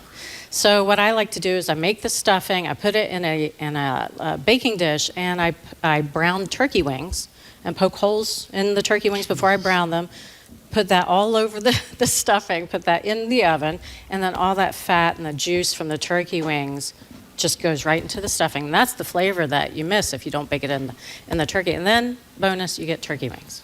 Well, you're also a believer you shouldn't call what you just did stuffing. Is that not correct? It's dressing. Look at you. It's dressing. Yeah. It's dressing. Michael from East Greenwich, Rhode Island, wants you to discuss the spatch cooking of the turkey. He says it's a game changer. What is that? Spatchcocking, right? That's exactly right. Yeah, that's... spatchcocking, excuse me. That's all right. It is basically butterflying the turkey. So you can do this, especially if it's a smaller turkey, with really hardy kitchen shears. You just go up either side of the backbone. You flip it over, breast side up, and then with all your weight, you kind of crack that breastplate so that it lays out as flat as possible. And it's great because all the dark meat is on the outside of the pan, exposed to the heat, and it'll shave an hour and a half off your cooking time as well. Do you ever do a turducken? I have not done a turducken. I have done a turducken. You have? The thrill of shoving the duck in the behind. Is that what you call it? Yeah. It's not the behind. Yeah. What is that thing? Yeah, no. Of the turkey, and then the cavity. shoving the chicken. Yeah. Oh, cavity. Excuse me. It's not a behind. It is huge. It didn't turn out great, actually. My oven was a little screwed up. It's thrilling. Turducken. How come you haven't done that yet? I don't know. It's really Maybe pretty exciting. I'm sane. How about a tofurkey? Have you ever had one of those things? God. I don't. Tofurkey. I think vegetarian options are really important. You should see her face. This is the biggest pile of crap. Because they are She's trying to pretend that she's okay with this. Go ahead, Bridget why Lancaster. bother, right? No, let's hear Bridget try to dig her way out of this. There are a million things that tofu could be. Of the course. thing it should not be is turkey. Thank you. Yes. Thank you very much. Right. And anytime you have a turkey that you can spoon off the meat, no. It's just not good. That's not a good texture. I have a question for myself, and I was Marjorie. I'd say it's a cousin of mine who wanted me to ask the question. That's right. But it's My actually cousin me. called. No matter what turkey recipe you choose, should brining be a prelude to doing? Oh, maybe What? not. So what's the answer? Yeah, so if you have a previously salted turkey, so if you buy it and you look at the ingredients and it says that it has a lot of sodium or it's been injected, you don't want to brine because it'll be too salty. A lot of kosher birds are salted, so you don't want to brine there. Now, the difference between, we've started to do more salting rather than brining. Brining is a salt water solution. Salting is you basically lift the skin up from the turkey, you put salt underneath the skin, that way it can go into the meat, and then you let it go for 24, 48 hours in the fridge, and the salt works its way into the meat. It's delicious, and I don't know, some people like that texture better. I actually like that better than brining. I think brining can sometimes make it a little too moist, and I think that can be weird. Sounds great to me. So, Bridget, I want to ask you a question, not just about food, because we're talking to our listeners later about what the best time of day is to have Thanksgiving. And it seems to me that if you're someone that's worried about dieting, this is not the day to worry because you're going to be eating. But I believe you're an advocate of elastic waist pants. 100%. For Thursday? I have them on right now. I'm getting warmed up. So we should just throw caution to the wind and just go in and eat as much as we want on Thanksgiving and worrying about getting back to the diet on Friday? Yeah, I can't, and unless there's a health concern, absolutely. Just give yourself some grace. It's friends, family, football, and food, right? Exactly. Football all day. I understand you're a big football person all day long. Big football. And does it matter if we eat at noon, at 2, at 4, or at 6? The only thing that I would say, I think noon's too early because that puts too much pressure on the cook. Right. I would say a late afternoon is great because that means you get second Thanksgiving sometime around 8 o'clock. And so you can explode at about 8:15 and then call 911. That's right. Here is, I think, the most difficult part of the Thanksgiving thing. Marjorie, you might not know this since you've only made one turkey ever. Yes, I don't that's know if right. you recall, is the gravy. And Val from Boston, and I'm sure she is not alone, wants gravy tips. So can you give some, please? Well, gravy tips. Okay, a few things. If you can make ahead gravy, that's great. You can roast turkey parts, which are really, really cheap. Yeah, you roast them until they're dark with vegetables, and then you simmer that to make a broth. You skim off the fat to make a roux. It's all in the book, and you can make gallons of gravy. But I will say, if you're making gravy at the last minute, again, don't forget that turkey has plenty of time to rest, so leave it alone. There's no pressure. If you have lumps in your gravy, just put it through a sieve. I mean, nobody will know. People are always worried about lumpy gravy. It happens to the best of us. Just strain that out. Is there anything you can't get right no matter how much you try? Absolutely. Like what? What's the hardest thing for you to do that's not something that's really complicated, but a semi-basic kind of thing that you just can't nail? Is there such a thing? Yeah, well, a good Manhattan's always hard. Come over to my house, my friend. Let me tell you. Beth in Falmouth, you're on with Bridget Lancaster from America's Test Kitchen. Hey, Beth. Hi, my question was just about the gravy, which I just heard some of it. Yay! So it's got to do with, I usually make it from the drippings in the pan, and I do like the flour water mixture, put the gravy master in. It never seems like it's enough to serve everybody so that you don't run out of gravy. Yeah, that's the biggest problem. What's that? Sometimes I add jar to it, and it still gets a pretty good flavor to it. Yeah, I think if you're starting off with really good homemade gravy, which it sounds like you're making with the drippings, then if you were to boost it with a little bit of a store-bought product, that's totally fine. But again, like you can make gravy. I mean, if you show up to somebody's house and give them a gift of a big pitcher of gravy, any time of the year, doesn't even have to be Thanksgiving. It is the best beverage ever. Beth, thank you for the call. Speaking of beverage, help.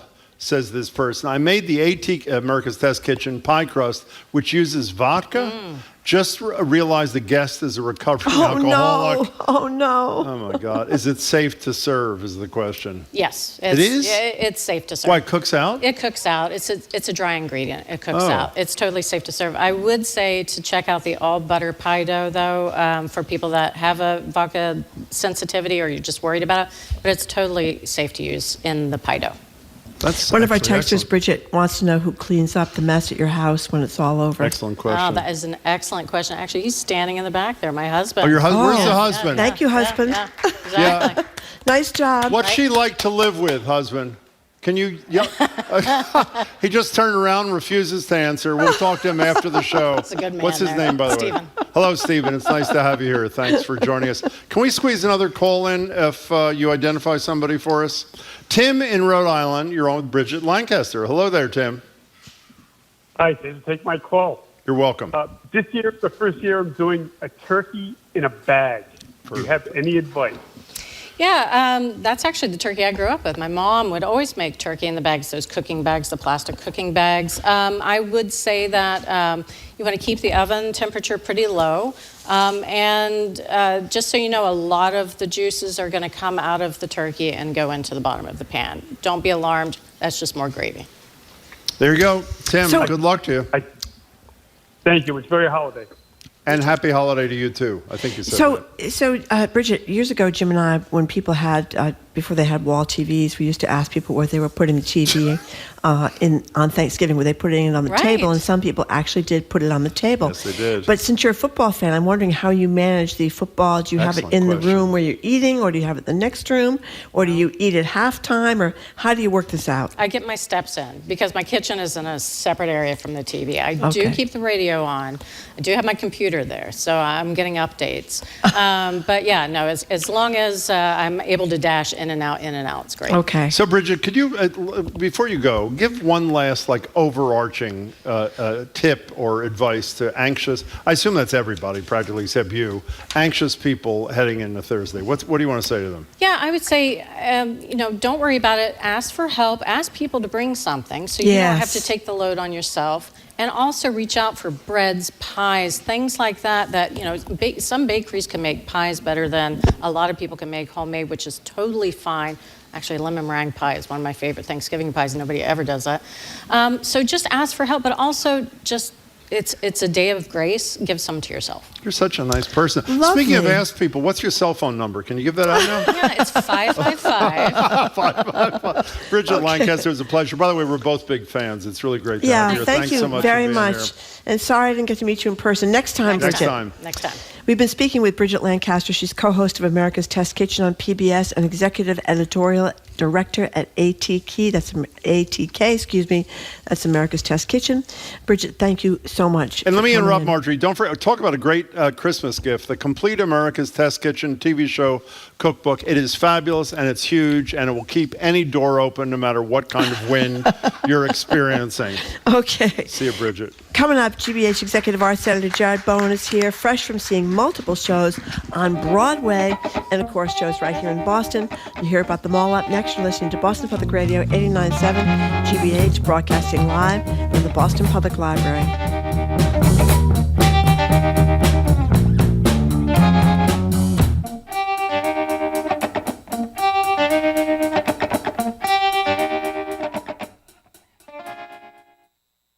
The GBH Politics newsletter is designed to bring people inside the political process. Politics editor Peter Katzis. To give them a look at what goes on behind the scenes. Soraya Wintersmith at Boston City Hall. Katie Lannon at the State House. Adam Riley ranging across the state. These are the people who make up our political team, who distill their inside knowledge into our weekly newsletter. Go to gbhnews.org/politics to subscribe. Our programs are made possible thanks to you. And New England Dental Group, committed to helping you stop hiding your smile by offering a variety of dental implant solutions to replace missing teeth in one of their 8 locations. Learn more at newenglanddentalgroup.com. And the Corcoran and Haviland Insurance Group, an independent insurance agency providing risk management and insurance protection to families and businesses throughout Massachusetts. Learn more at chinsurance.com.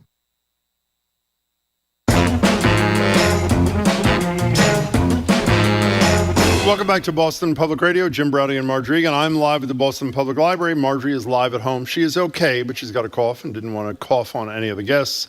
And we are streaming on youtube.com/GBH News. We're joined now at the Boston Public Library by that noted chef and executive arts editor at GBH, Jared Bowen. He's host of Open Studio. Hello there, Jared. His mic's not on. Say it again. It's great to be with you. Are you cooking on Thursday, yes or no? I make the wine and the deviled eggs happen. Oh, you make the deviled eggs? Well, that's pretty good. Yeah. Despite what Callie Crossley says, my deviled eggs are fantastic. Well, you came in second, actually, in the contest. I came in second. Yeah. I came Marjorie, in last. a very, very distant third. How's Bali, by the way? I love how you have your blurred background here. That's exactly like she's at home in Brookline, right? That's right. That's right. I had the blurred background, so I keep everything. But I have fixed the hole in the wall, so that's no longer there. That's what she says. I can hear the crashing waves behind you. That's right. That's right. I'm actually in an undisclosed location, Jared. But anyway, let's hear what's going on in the theater. Tell us about the lyrics, the play that goes wrong. Yeah, there are a couple of shows that we'll talk about right now that are just super fun, and it makes you recognize how much we need laughter right now, and we need a little bit of a departure, and this is one of those shows, The Play That Goes Wrong, which I have to say I had initially seen on a big stage. I think it was in town through one of the big touring companies or something, but in the intimacy of the Lyric Stage Company, this is hilarious because it's a small, the concept is a small theater troupe. The Cornell University Society is having their opening night of The Murder at Haversham Manor, and you have all of these amateur actors played by very professional actors who just want to put on this show and do the best they can, but everything, as the title suggests, goes wrong with the play. So you have the actor who doesn't know their lines, the actor who doesn't know how to stay dead, the actress who has a penchant for passing out, and so all manner of farce happens in this show, and it's just really well done at the Lyric, and really, really enjoyable and fun. And again, with the intimacy of this, you almost feel like you're going into some amateur theater troupe and seeing everything come apart and fall apart, including the stage, which is literally falling apart. You know, when I read about this thing, it sounded really appealing to me, not only because it's fun, as you say, and everybody needs to laugh, but it's slapsticky, right? Yeah. And it seems to me, if I had to rate, not that I'm an expert like you, if I had to rate the kind of performance where it is hardest to pull it off, this might be at the top of the list.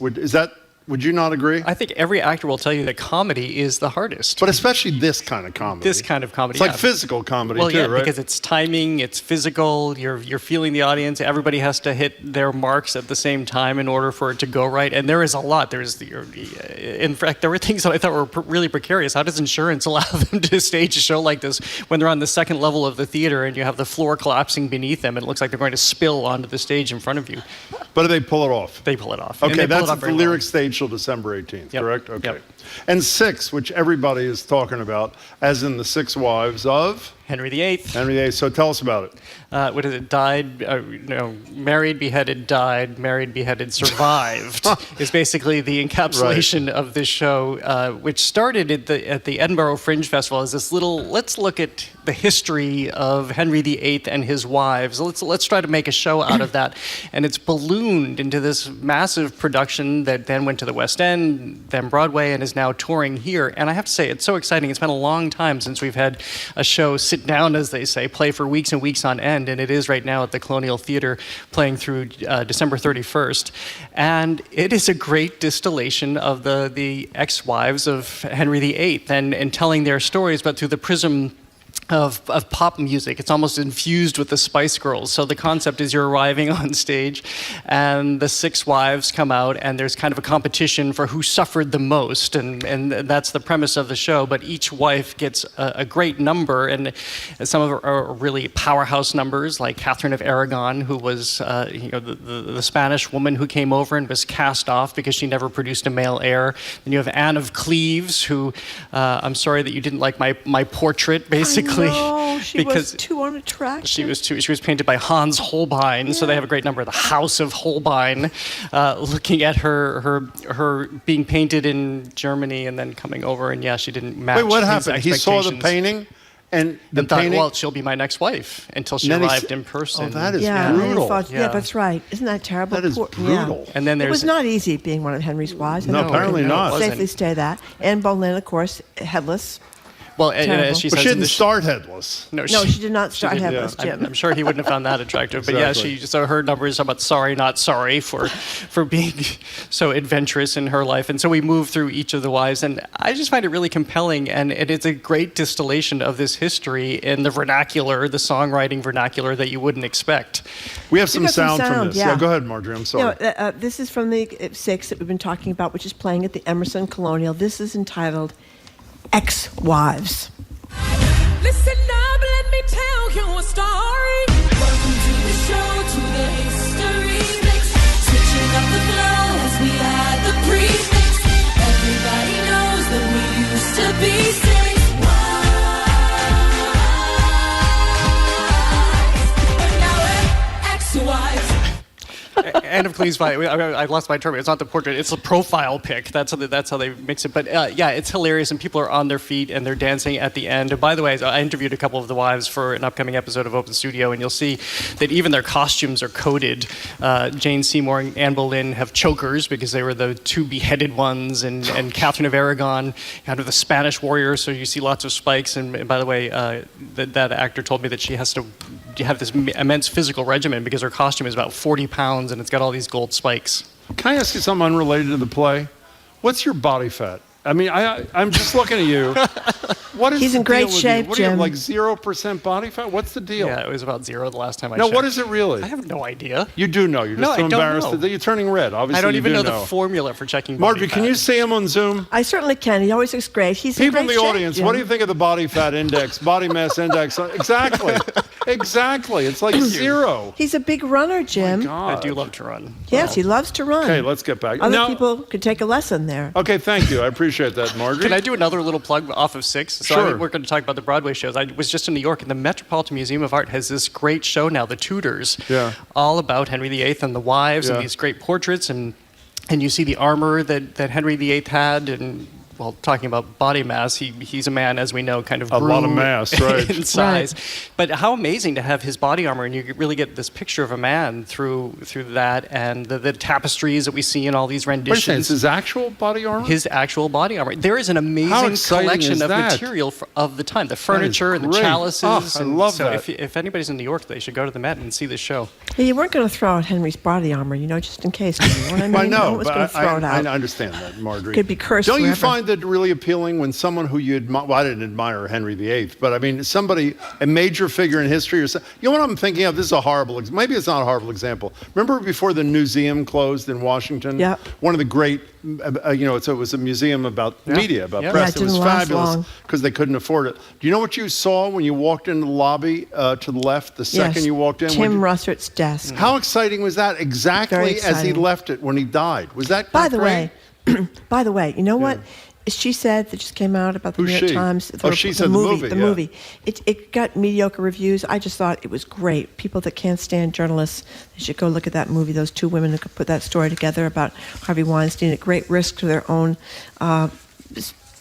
selves, actually. By the They way, were in all under- fairness, I don't think it was mediocre. They said it's not Spotlight and it's not All the President's Men. Spotlight I mean, won the two of best- the great the best- journalism movies ever. Right, Spotlight won the Best Picture of the Year. I'm It not did. saying it's the best picture of the year, but it's very, very good. Did you hear about its gross, by the way? $2 million I know. gross the first weekend, which is almost zero. I mean, Well, it's there's really, this hostility toward the New York Times, which I do not understand because it's a great newspaper newspaper. and they do the best international reporting going. Okay. Anyway, let's move on to Broadway.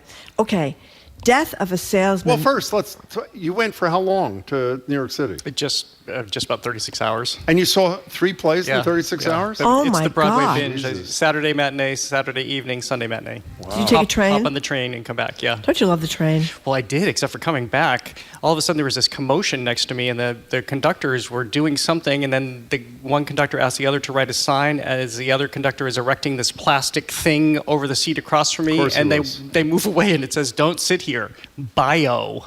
Wow. As if Oh, my something God. was deposited in that seat right across the way. Don't sit here. Bio. Wow. That sounds like a great trip.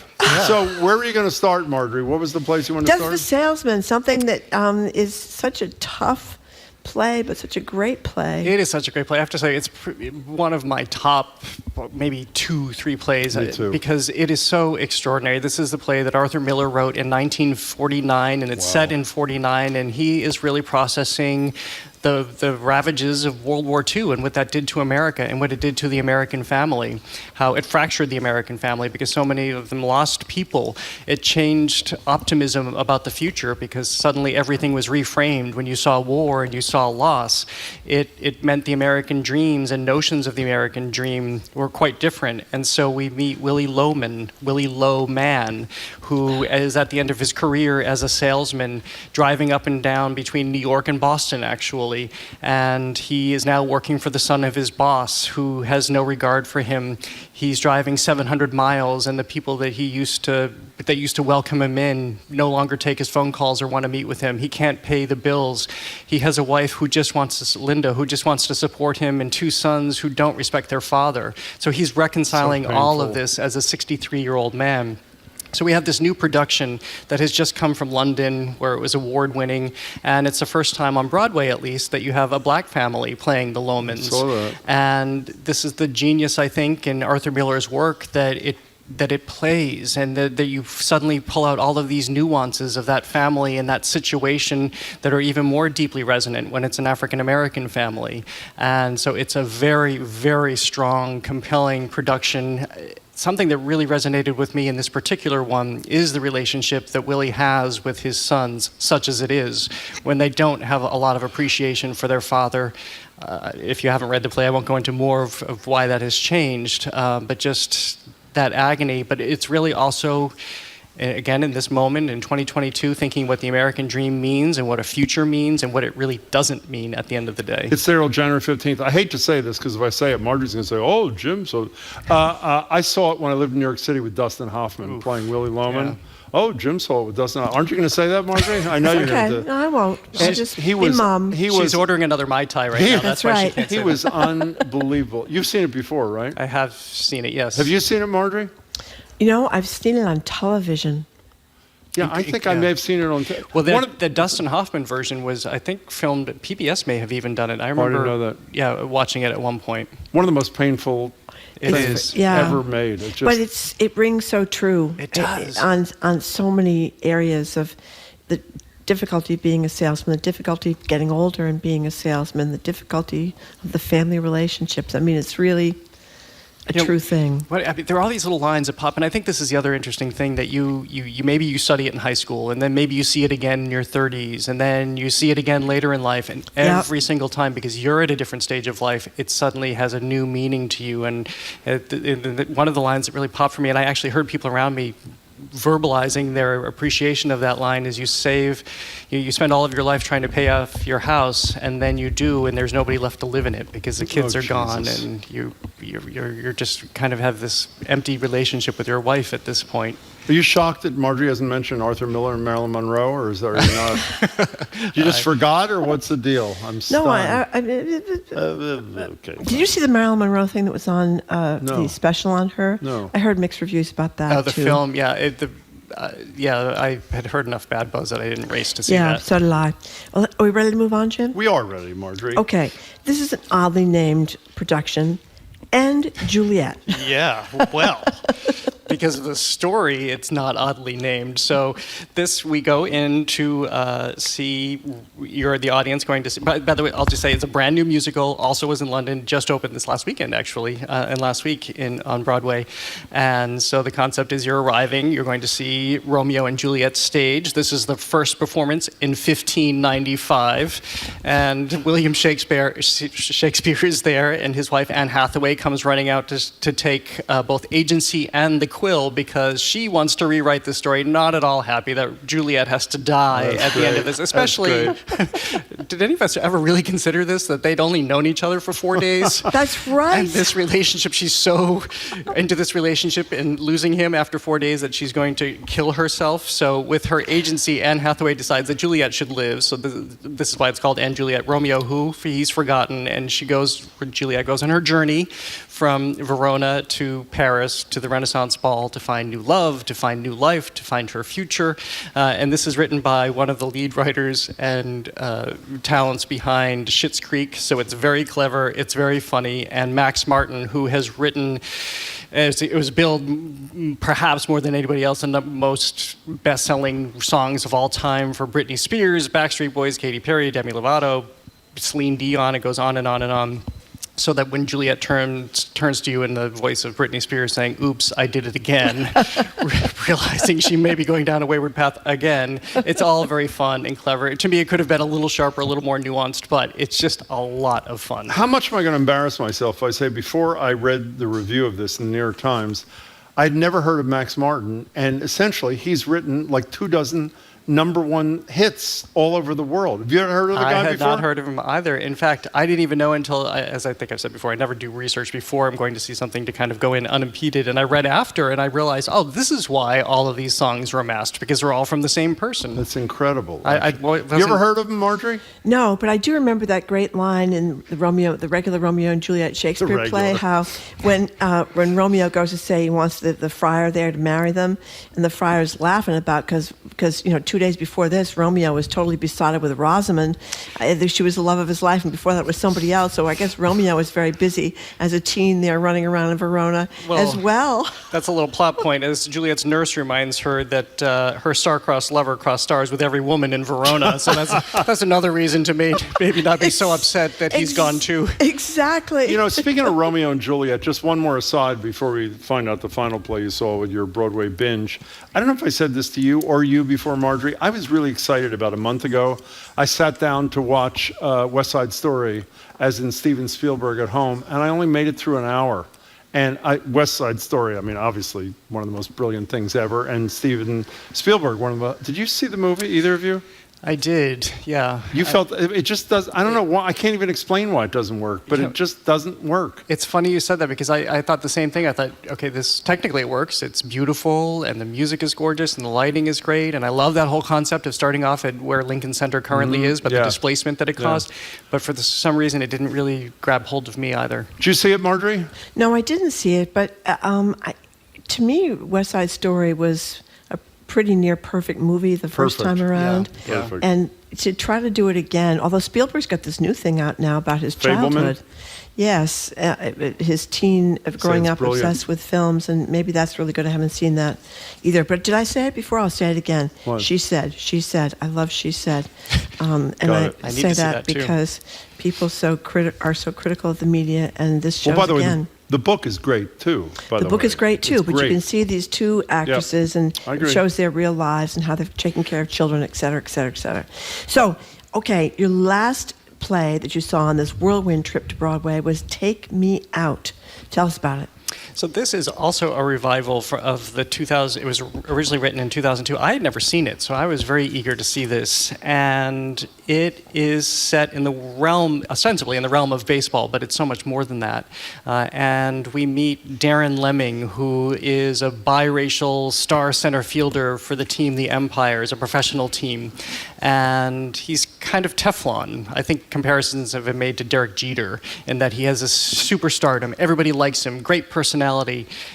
Maybe this doesn't hold true for Jeter, but you don't know a lot about him because he holds everything close to the vest.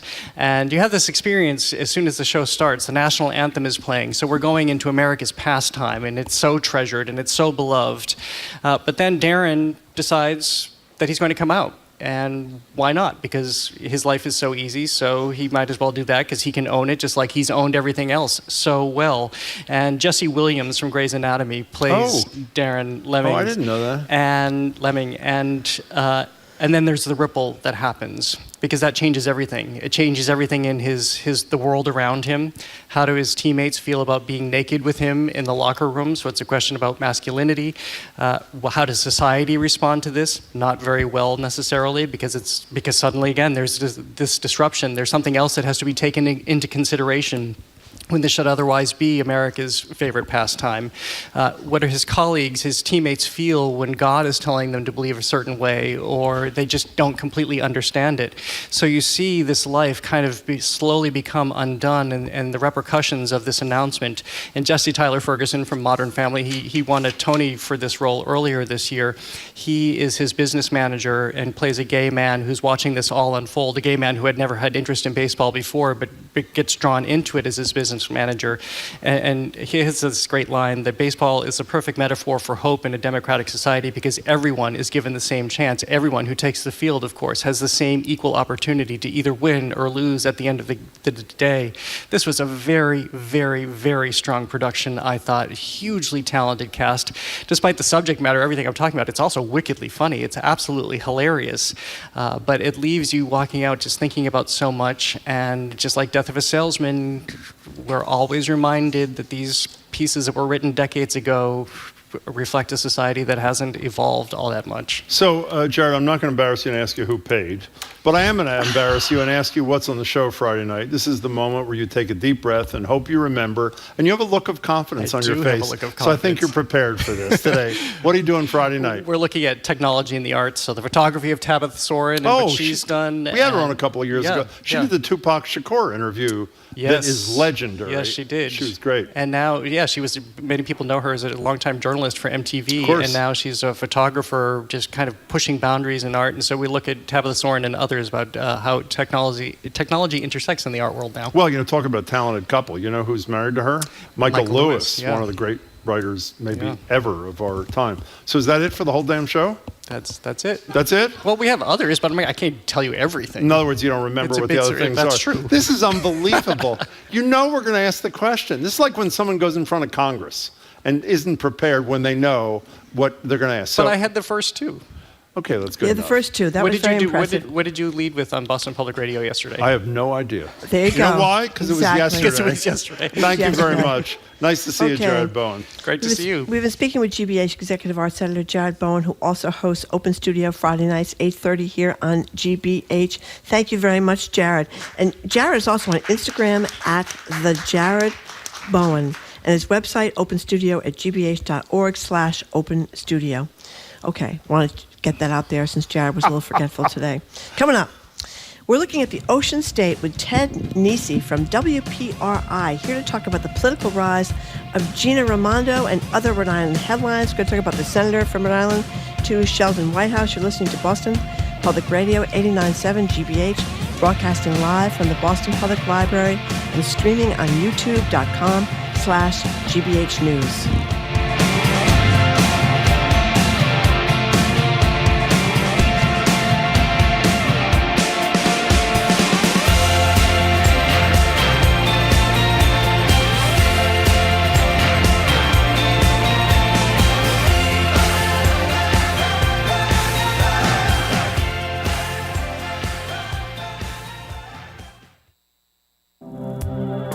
We've been on a journey from Senegal to Morocco to Spain, tracking climate change, migration, and the rise of the far right. Our trip concludes with a man whose life connects these dots. He grew up in a Senegalese fishing town and is now a politician in Madrid. El mundo que sueño. The world I dream of. It's a world where people don't suffer. That story this afternoon on All Things Considered from NPR News. Today at 4, here on GBH News 89.7.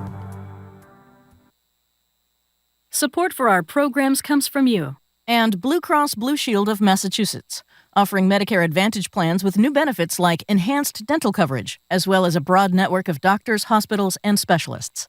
BlueCrossMA.com/go.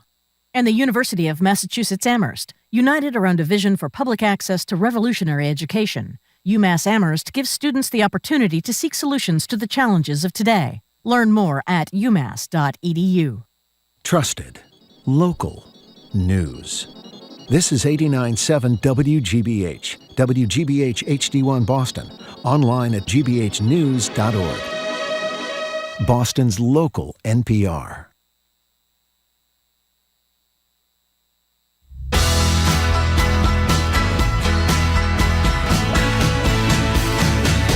Welcome back to Boston Public Radio. Jim Browdy and Marjorie Egan. Marjorie's at home, cough kind of thing, but she's fine. I'm live at the Boston Public Library. Joining us now at the Boston Public Library is Ted Nesi. He's politics and business editor for WPRA 12, obviously in Providence, where he also serves as an investigative reporter. He writes the weekly Nesi's Notes column and co-hosts Newsmakers on WPRA. Also joining us, Kim Kalunian is a reporter and co-anchor of 12 News Now at 4 and 5:30. I'm told they have some other connection too. It's great to have you both. Thanks so much for being here. Thanks, Jim. It's great to be here. Yeah, well, I think you're here. I got a note from my producer because you just interviewed Marty Walsh and Gina Raimondo last night. Is that correct? That's right, Marjorie. Yeah. I got an email last weekend saying, the secretary is going to be back in town. She's going to be speaking with the annual meeting of the Greater Providence Chamber of Commerce. Would you like to have a sit down with her? And I said, absolutely. And then they said, one little snafu. Secretary Walsh will also be there. Is that okay? And I said, yeah, that's going to be just fine. So I had the great opportunity to sit down with both of them, talk about jobs, the economy, inflation, looming recession, what they think about that, and also her political future, which I know you guys wanted to talk to Ted about as well. Well, wait a second. We want to hear from you first. What did she say about the political future? I love my job. I love what I'm doing. I plan to be the best commerce secretary I can possibly be. Is that a fairly accurate? Pretty much, Jim. Okay, I think you might have written her script for her. I did ask her first about, the possibility that she could be the next Treasury Secretary if Janet Yellen does step aside. And she said, Janet is great. I hope she stays on for 4 years, and I'm plenty busy with this. And then I also asked her about whether she would run for president. I said, I'm not going to ask you if you're going to run in 2024, but would you ever rule it out? And she said, what I will tell you is that no, I'm not going to run in 2024 because President Biden is seeking re-election, and I think he should win, and he'll do a great job. So. And then she did not say anything about running after right. that. So, by the way, Walsh used to be a monthly on our show, Mayor Walsh at the time. Gina Raimondo was kind enough when she came up to Boston, would join us in our studio. There's a lot of feeling that she's got great potential beyond just Treasury Secretary. We know a lot of unions aren't crazy about her, particularly public sector unions. But the sense I got, and correct me if I'm wrong, Ted, is her numbers were pretty atrocious for a long time, and then all of a sudden COVID came along, and I believe the average Rhode Islander had a view that she handled it quite brilliantly, and when she left, her numbers were exploding. They'd fallen a bit at the very end because that was when we'd reached the grim winter of 2020 to 21, and people were getting frustrated with everything. But yeah, her numbers I'd never seen. She must have gone up 30 or 40 points in approval just in that first month, and she took, she is very much an executive type, and she was given basically complete power over Rhode Island, and she used it, and she made the calls, and she was ready to stand by it. The thing people have to, and I know you two know this, but people need times with Gina Raimondo is she became, she's elected state treasurer in 2010, and the first big thing she does is an overhaul of the state pension system that involves some significant cuts to benefits. The cost of living increases are frozen now in Rhode Island for about 20 years to get the system funded.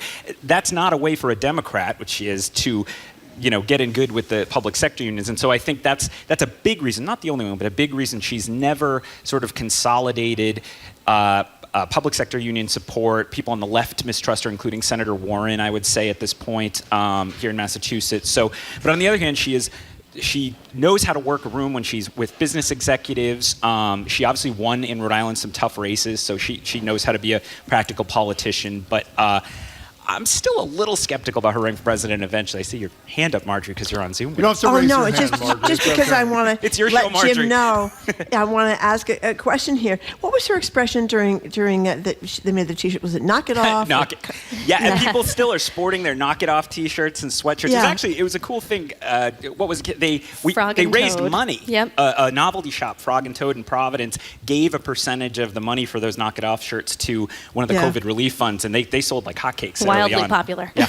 So I wondered about Gina Raimondo though, because I spent a lot of time in Rhode Island. I love Rhode Island. I used to live there, and Rhode Island was going to go broke paying these pensions, so she had to do something. Wasn't that the problem? Yes, and of course, you'll hear from. There are folks on the left and in the union movement who argue there were very different ways to handle this, and her way was not the only way. But I think the only state, I covered that pretty closely back in 2011, and the only state with a worse pension problem at the time was Illinois.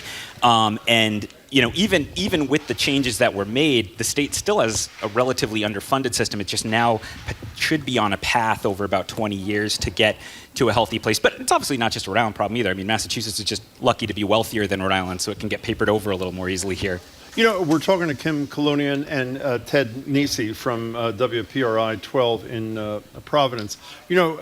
Kim, Ted wrote a piece that I was stunned by the numbers. I think the numbers were 26 federal and state officials in Massachusetts and Rhode Island, and a mere 26 out of 26 are Democrats. We had read here, I think mostly in the Boston Globe, that Fung, a former mayor, was going to be a Republican congressperson because he wasn't a nut job like Marjorie Taylor Greene, and there was going to be a little bit of political diversity in New England. What happened? Yeah, well, I was with him on election night at a popular restaurant in Cranston called Twin Oaks. Did he think he was going to win on election Yeah, night? I mean, I think everyone did for the most part. I mean, and I know you did sort of a debrief with Magaziner's campaign on your show Newsmakers. Winner, just last week or the week before, and I think they were a little bit surprised too.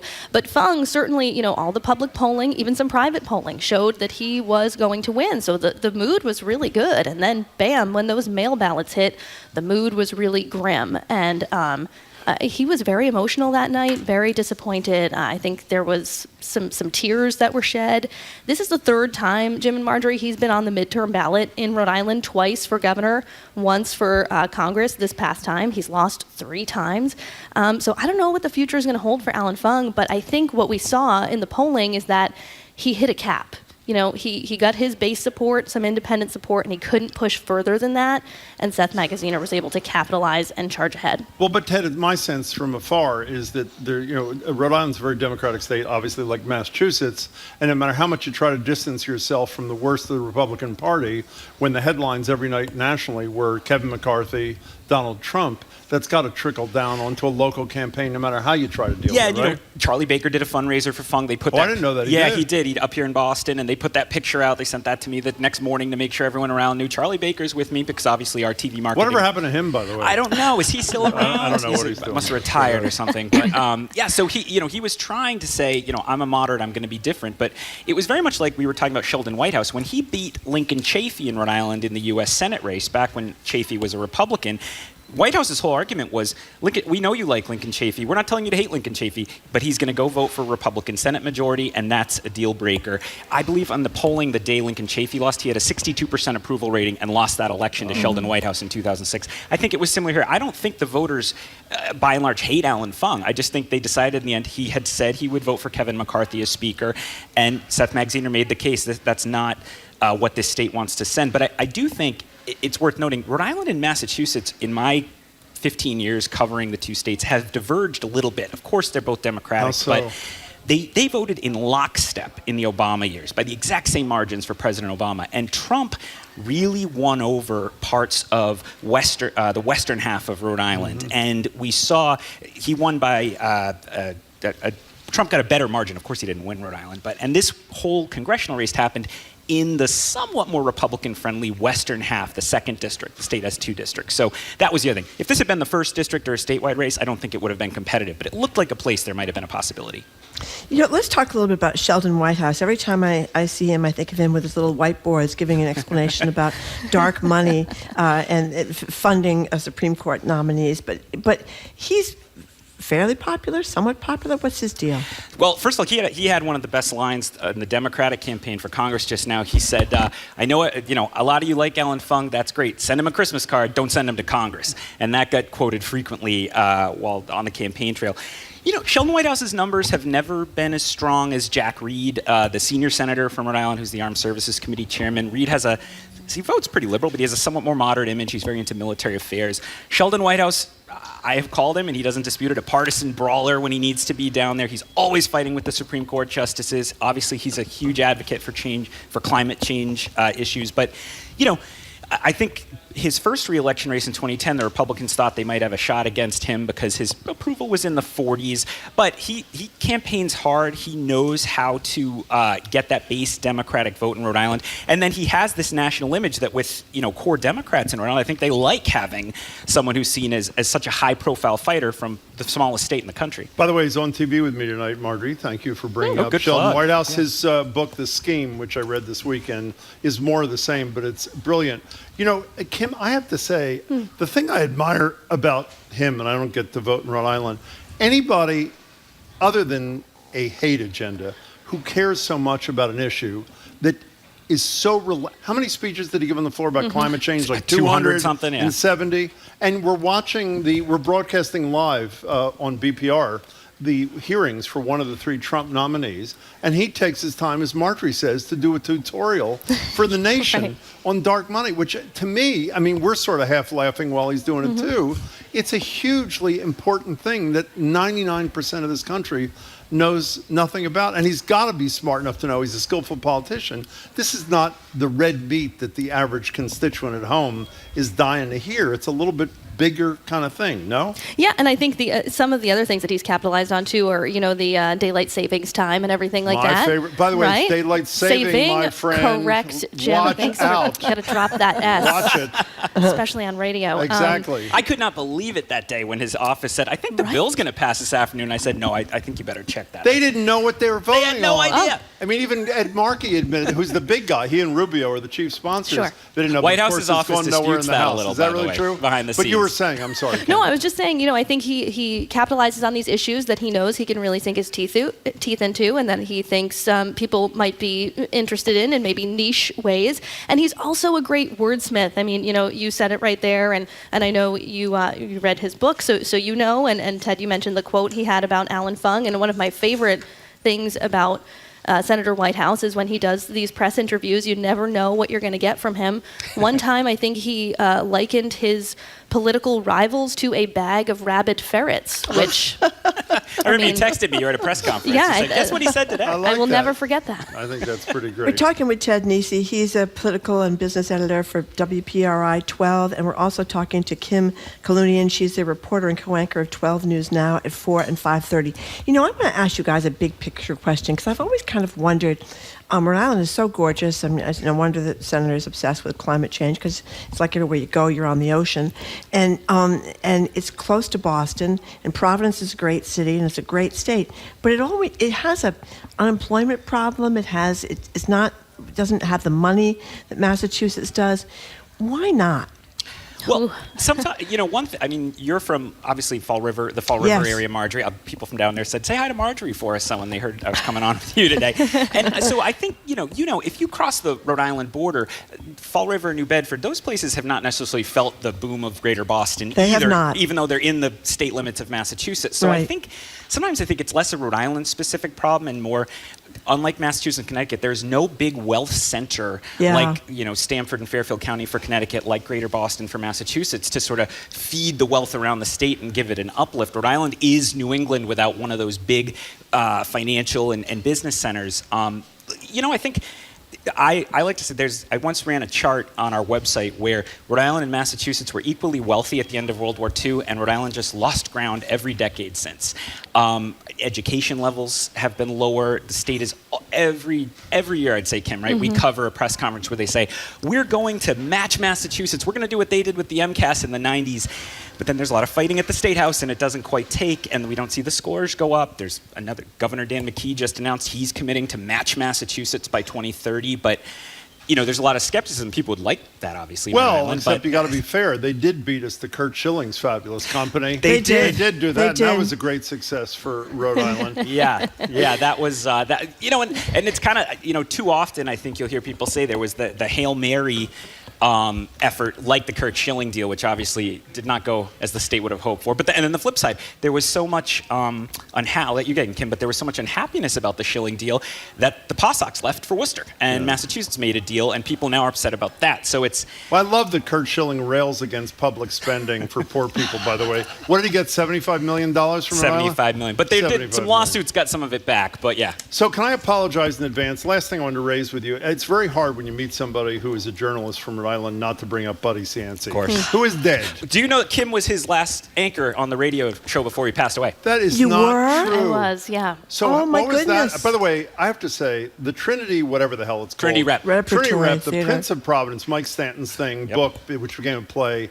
I had on TV one of my favorite nights ever. Amanda Milkovich from the Globe, who she's wrote, the great reporter. did the first interview with Sheila Bentley, who was formerly Sheila Cianci, Correct. who is maybe one of the greatest people I've great. ever met in my whole Great. life. And boy, an ass kicker extraordinaire. And Rebecca Gibble, who played her in that. Becky. It was, they were all spectacular. But, so you knew him? Yeah, I And mean, what was that like? I worked alongside him for many years. I mean, Buddy, rest his soul, ran hot and cold, as you might expect. And I think once we sort of established, that I wasn't going to be sort of a fainting violet, then we had a good rapport. And I think he took me seriously. It took some convincing. But then towards the end, Christmas gifts were exchanged, and I have fond memories of Buddy. Well, here's a quiz. I don't know if you're up for a quiz, but I'm doing it anyway. boy. I worked at Thanks, NCN Jim. in the old days, and my boss, Charlie Kravitz, was this close to negotiating a deal with Mayor Cianci that he would co-host the show with me. Didn't work out.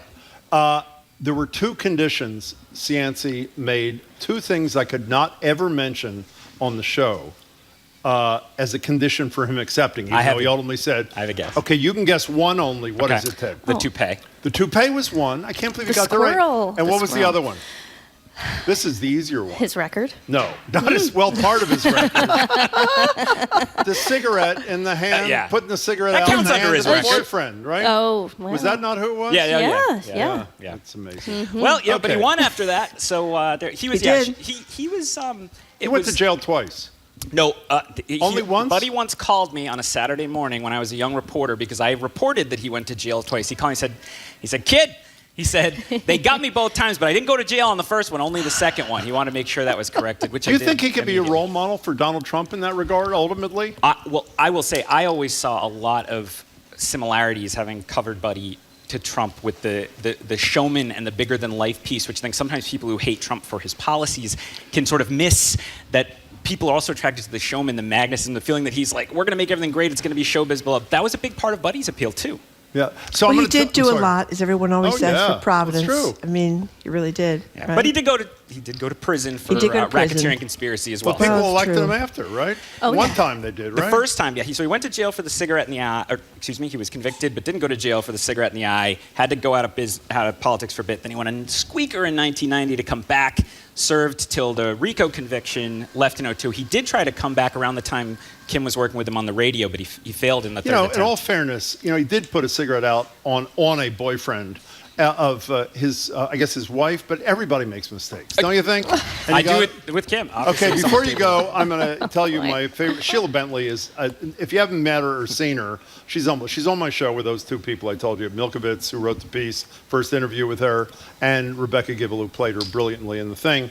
And I asked her a question. Marjorie's heard this, but it was classic. I turned to her and I said, one scene in the play, Sheila, has you pointing a gun at Buddy in your house and saying you're going to shoot him. And there's a long pause. And you know how you both experience this when you ask a question and you look at the interviewee and you know you just made a huge mistake and you're going to be humiliated. And that's how I felt. And she not only looked that way, she said to me after a long pause, Jim, with all due respect, it just shows how ill-prepared you were for this interview. So I literally am ready to crawl under the table. She said, I did not pull a gun and threaten him to shoot him in her house. And she paused and she said, I pulled a gun and threatened to shoot him in his office. And that was the end of the Sheila Bentley That's interview. believable. She made you That's sweat a believable. little bit. Yeah. Hey, it is great to meet you too. We admire your work, and it's great to see you in person. Thanks for Right having us back in. at you. Thanks Yeah, so thank much. you. Thank you so much. And sorry Really I wasn't there in person myself. Let us know next time you're in Fall River, Marjorie. Absolutely. I get down there a lot. Actually, a lot of my family is still there. A lot of them moved over the line into You two Little work Rhodey. so well together. You should hang out. You two. maybe. That's my We should go- let's opinion. go on a date out. Maybe you Let's go should. get Maybe you should. I don't know. Just think about it anyway. We've been talking to Ted Nesi. He's politics and business editor for WPRI 12, where he also serves as an investigative reporter. He writes the weekly Nesi's Notes column, and he co-hosts Newsmakers on WPRI. Kim Kalunian is a reporter and co-anchor of 12 News Now at 4 and at 5:30. We thank them both very much. Great to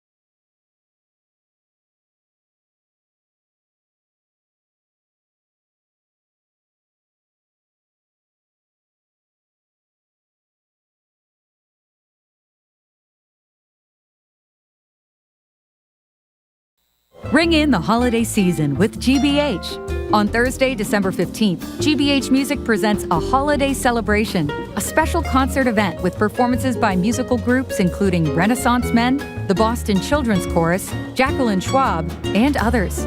Make yourself at home at our studios in Brighton, or join us to enjoy the music virtually from the comfort of your own home. A pre-reception is included with each in-person ticket. Reserve your tickets now at gbh.org/events. Support for GBH comes from you and the Holiday Pops, helping you prepare for the most wonderful time of the year by unwrapping the magic of the Holiday Pops, December 1st through 24th. Tickets and more information at holidaypops.org. And City Year. By putting the leadership skills of AmeriCorps mentors to work in public school classrooms, City Year can help students become the people they want to be while building their academic and social strengths. cityyear.org.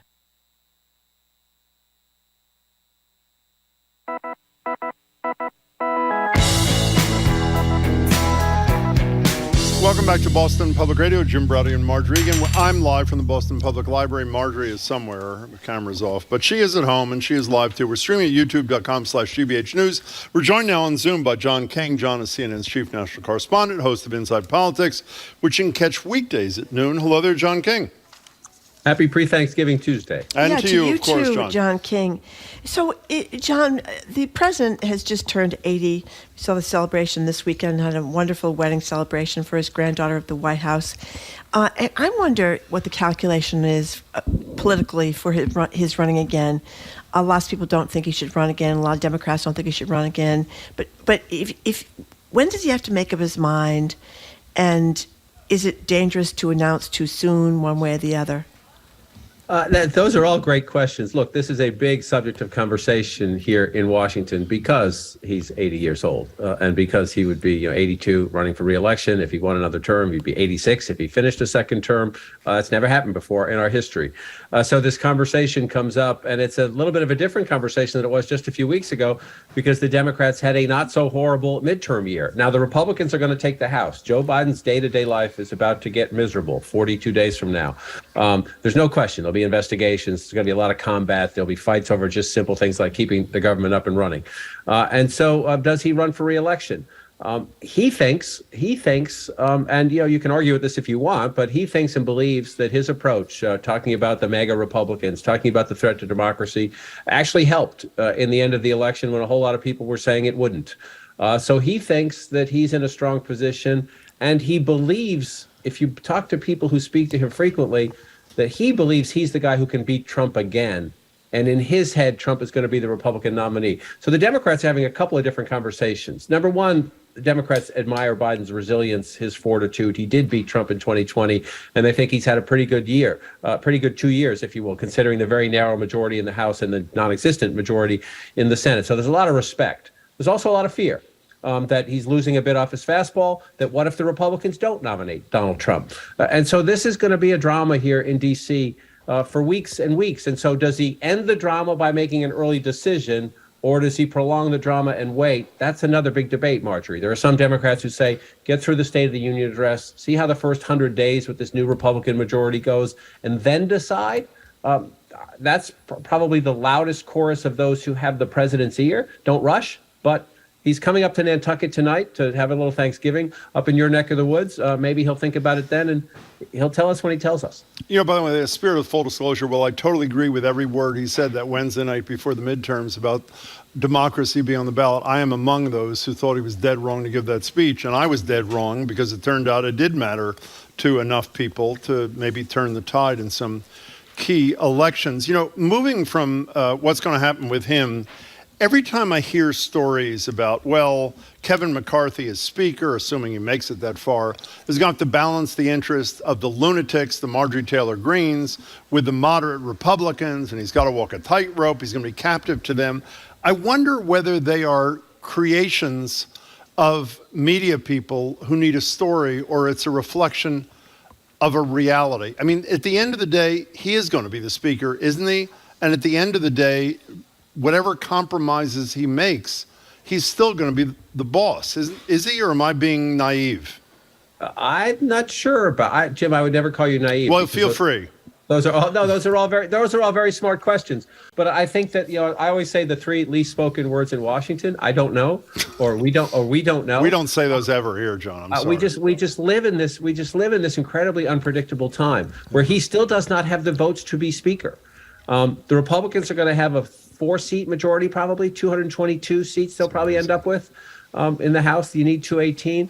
And so he's got it. Now, there are ways around this. You can get the people who don't like you, if you can convince them you don't want Nancy Pelosi to stay as speaker, or you don't want Hakeem Jeffries as speaker. So you vote present, and then McCarthy wins a majority of those votes who people cast votes. So there are ways to do this. He is most likely the next Speaker of the House. But Jim, he's at the border today. Now, the border security will be a top Republican priority. But guess why else he's at the border? Because he needs who to back him up and make some phone calls to get the Andy Biggs and the Paul Gosars to back down.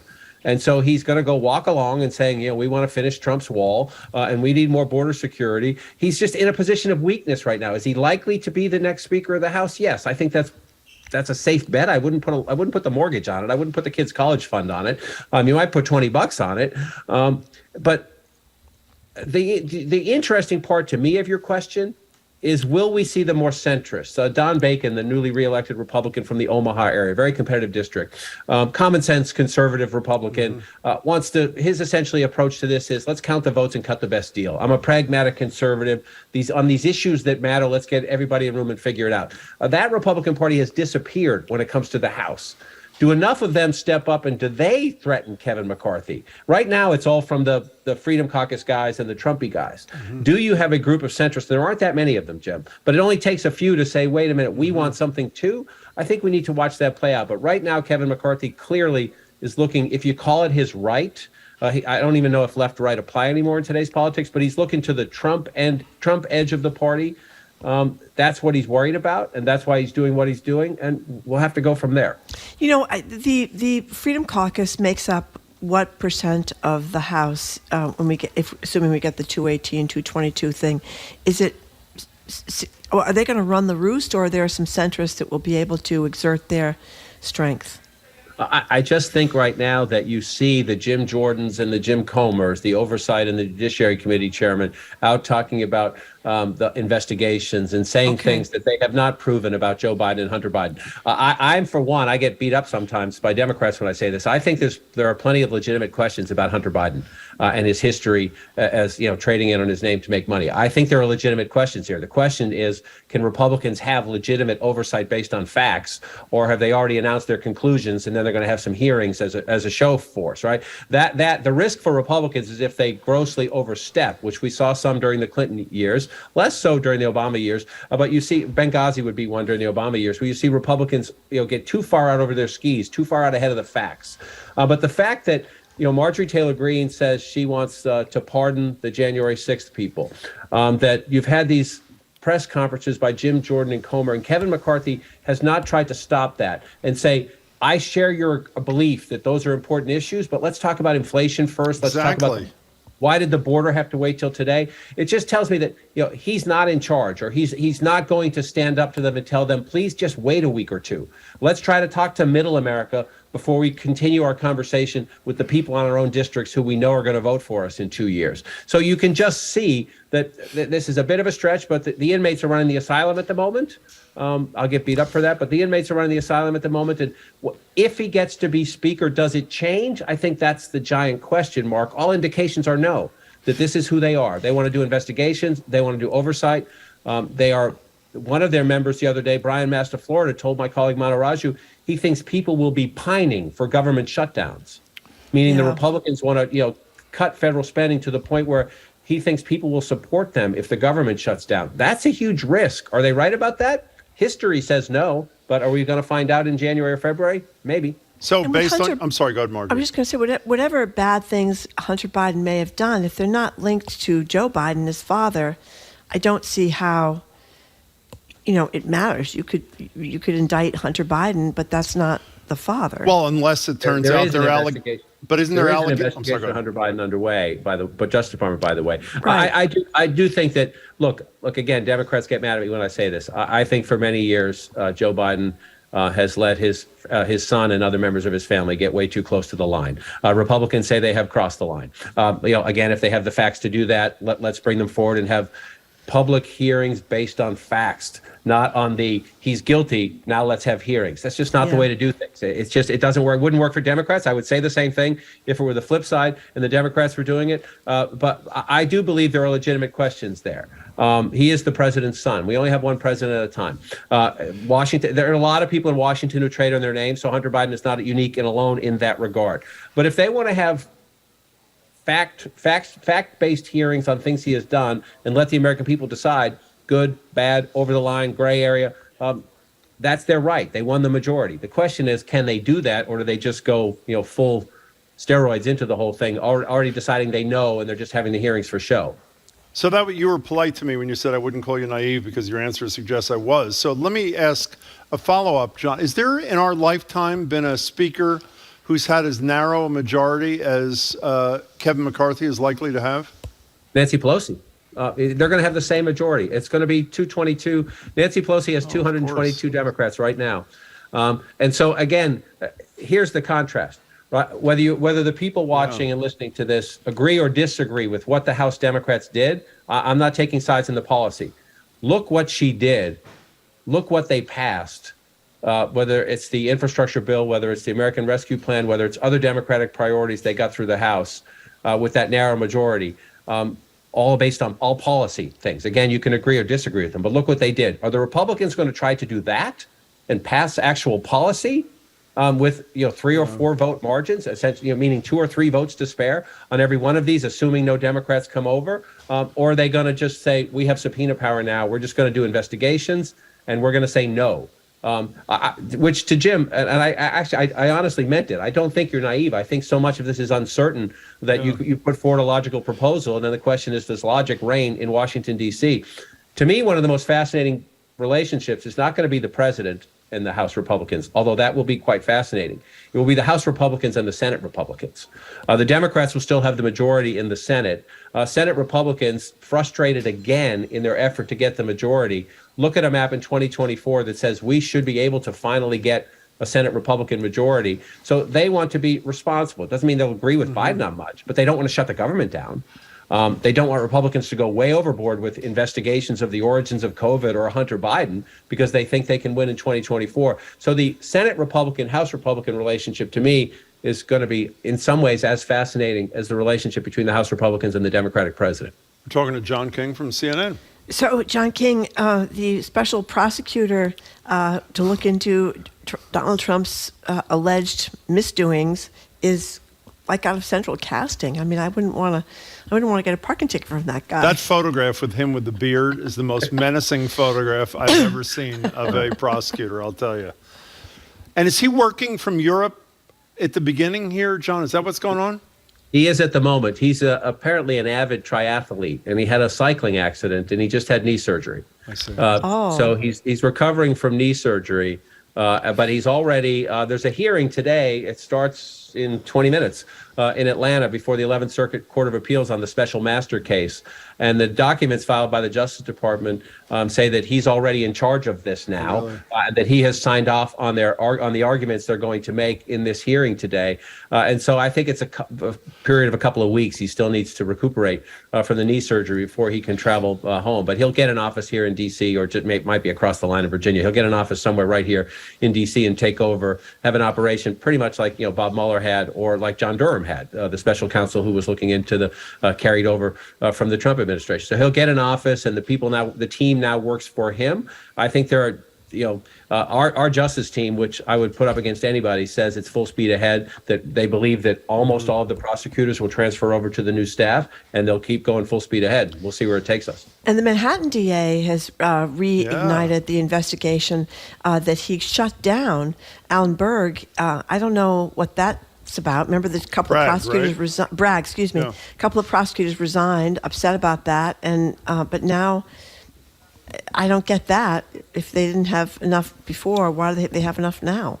That would be I don't know the answer to that question. I'll be happy to look into it before next Tuesday, but one would assume that they have something that at least opened their eyes again. We're going to go double check this, triple check this, or they have some new piece of information. That's the Manhattan DA. There was also scheduling today. Remember, Tish James, the New York Attorney General, the statewide Attorney General, has a civil suit against the Trump Organization, and they just set that for trial October of next year. So just as we're starting October 23rd, I think, of 2023. So just as we're moving into the presidential cycle, the Trump Organization will face that civil trial, essentially, that they cooked the books, underpaid their taxes, overinflated their assets in some cases to get loans, then underinflated them when paying taxes. If that stays on, it's been delayed several times, but the judge today said no more delays. We're going to start this trial next October. But the trial has been ongoing involving Weisselberg, the accountant. That's it. He seems to be pretty. He seems to have given Trump a lot of room there, saying that a lot of what he was doing in terms of not being fair about disclosing his not free, but he getting money for his fancy cars and grandkids' tuitions and stuff like that. That was not known by Donald Trump. I mean, there seems to be space there for Trump so far.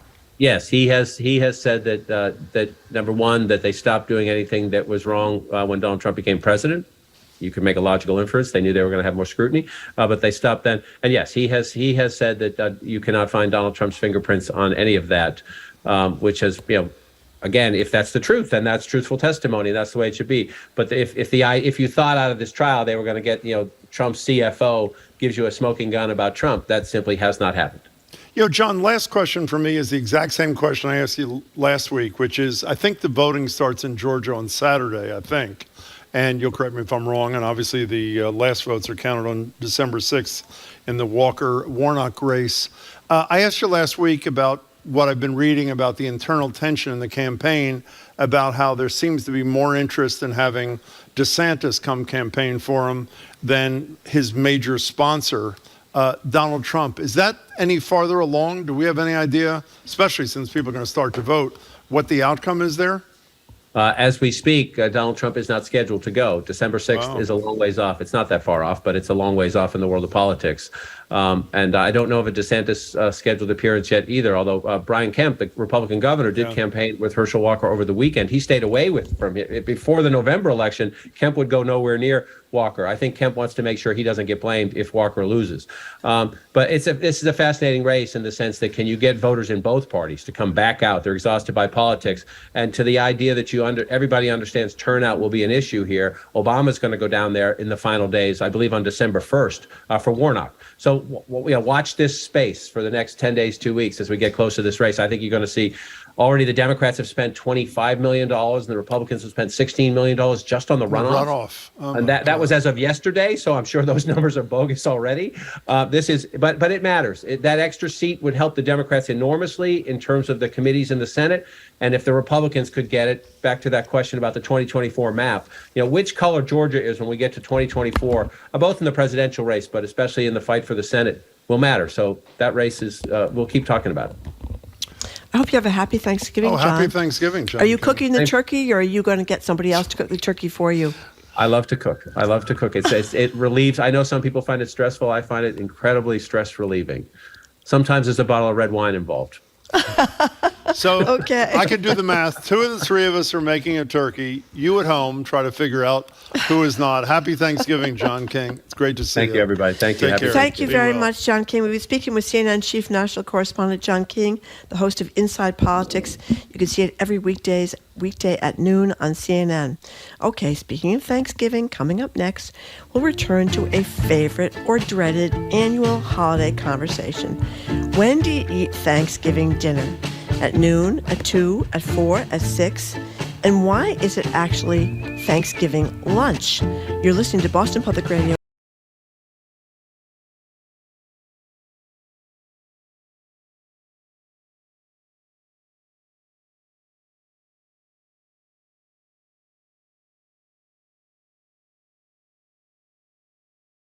On the next takeaway, we're talking about the Reciprocity Project. It's an organization amplifying Indigenous voices through film, podcasts, and other creative media. Their work is important during this Native American Heritage Month and has led to multiple nominations from the International Documentary Association. That's next time on The Takeaway from WNYC and PRX. This afternoon at 2, here on GBH News 89.7. Funding for our programs comes from you. And Delta Dental of Massachusetts. Good oral health is known to protect you from heart disease, depression, and more. You can discover the connection between oral and overall health at expressyourhealthma.org.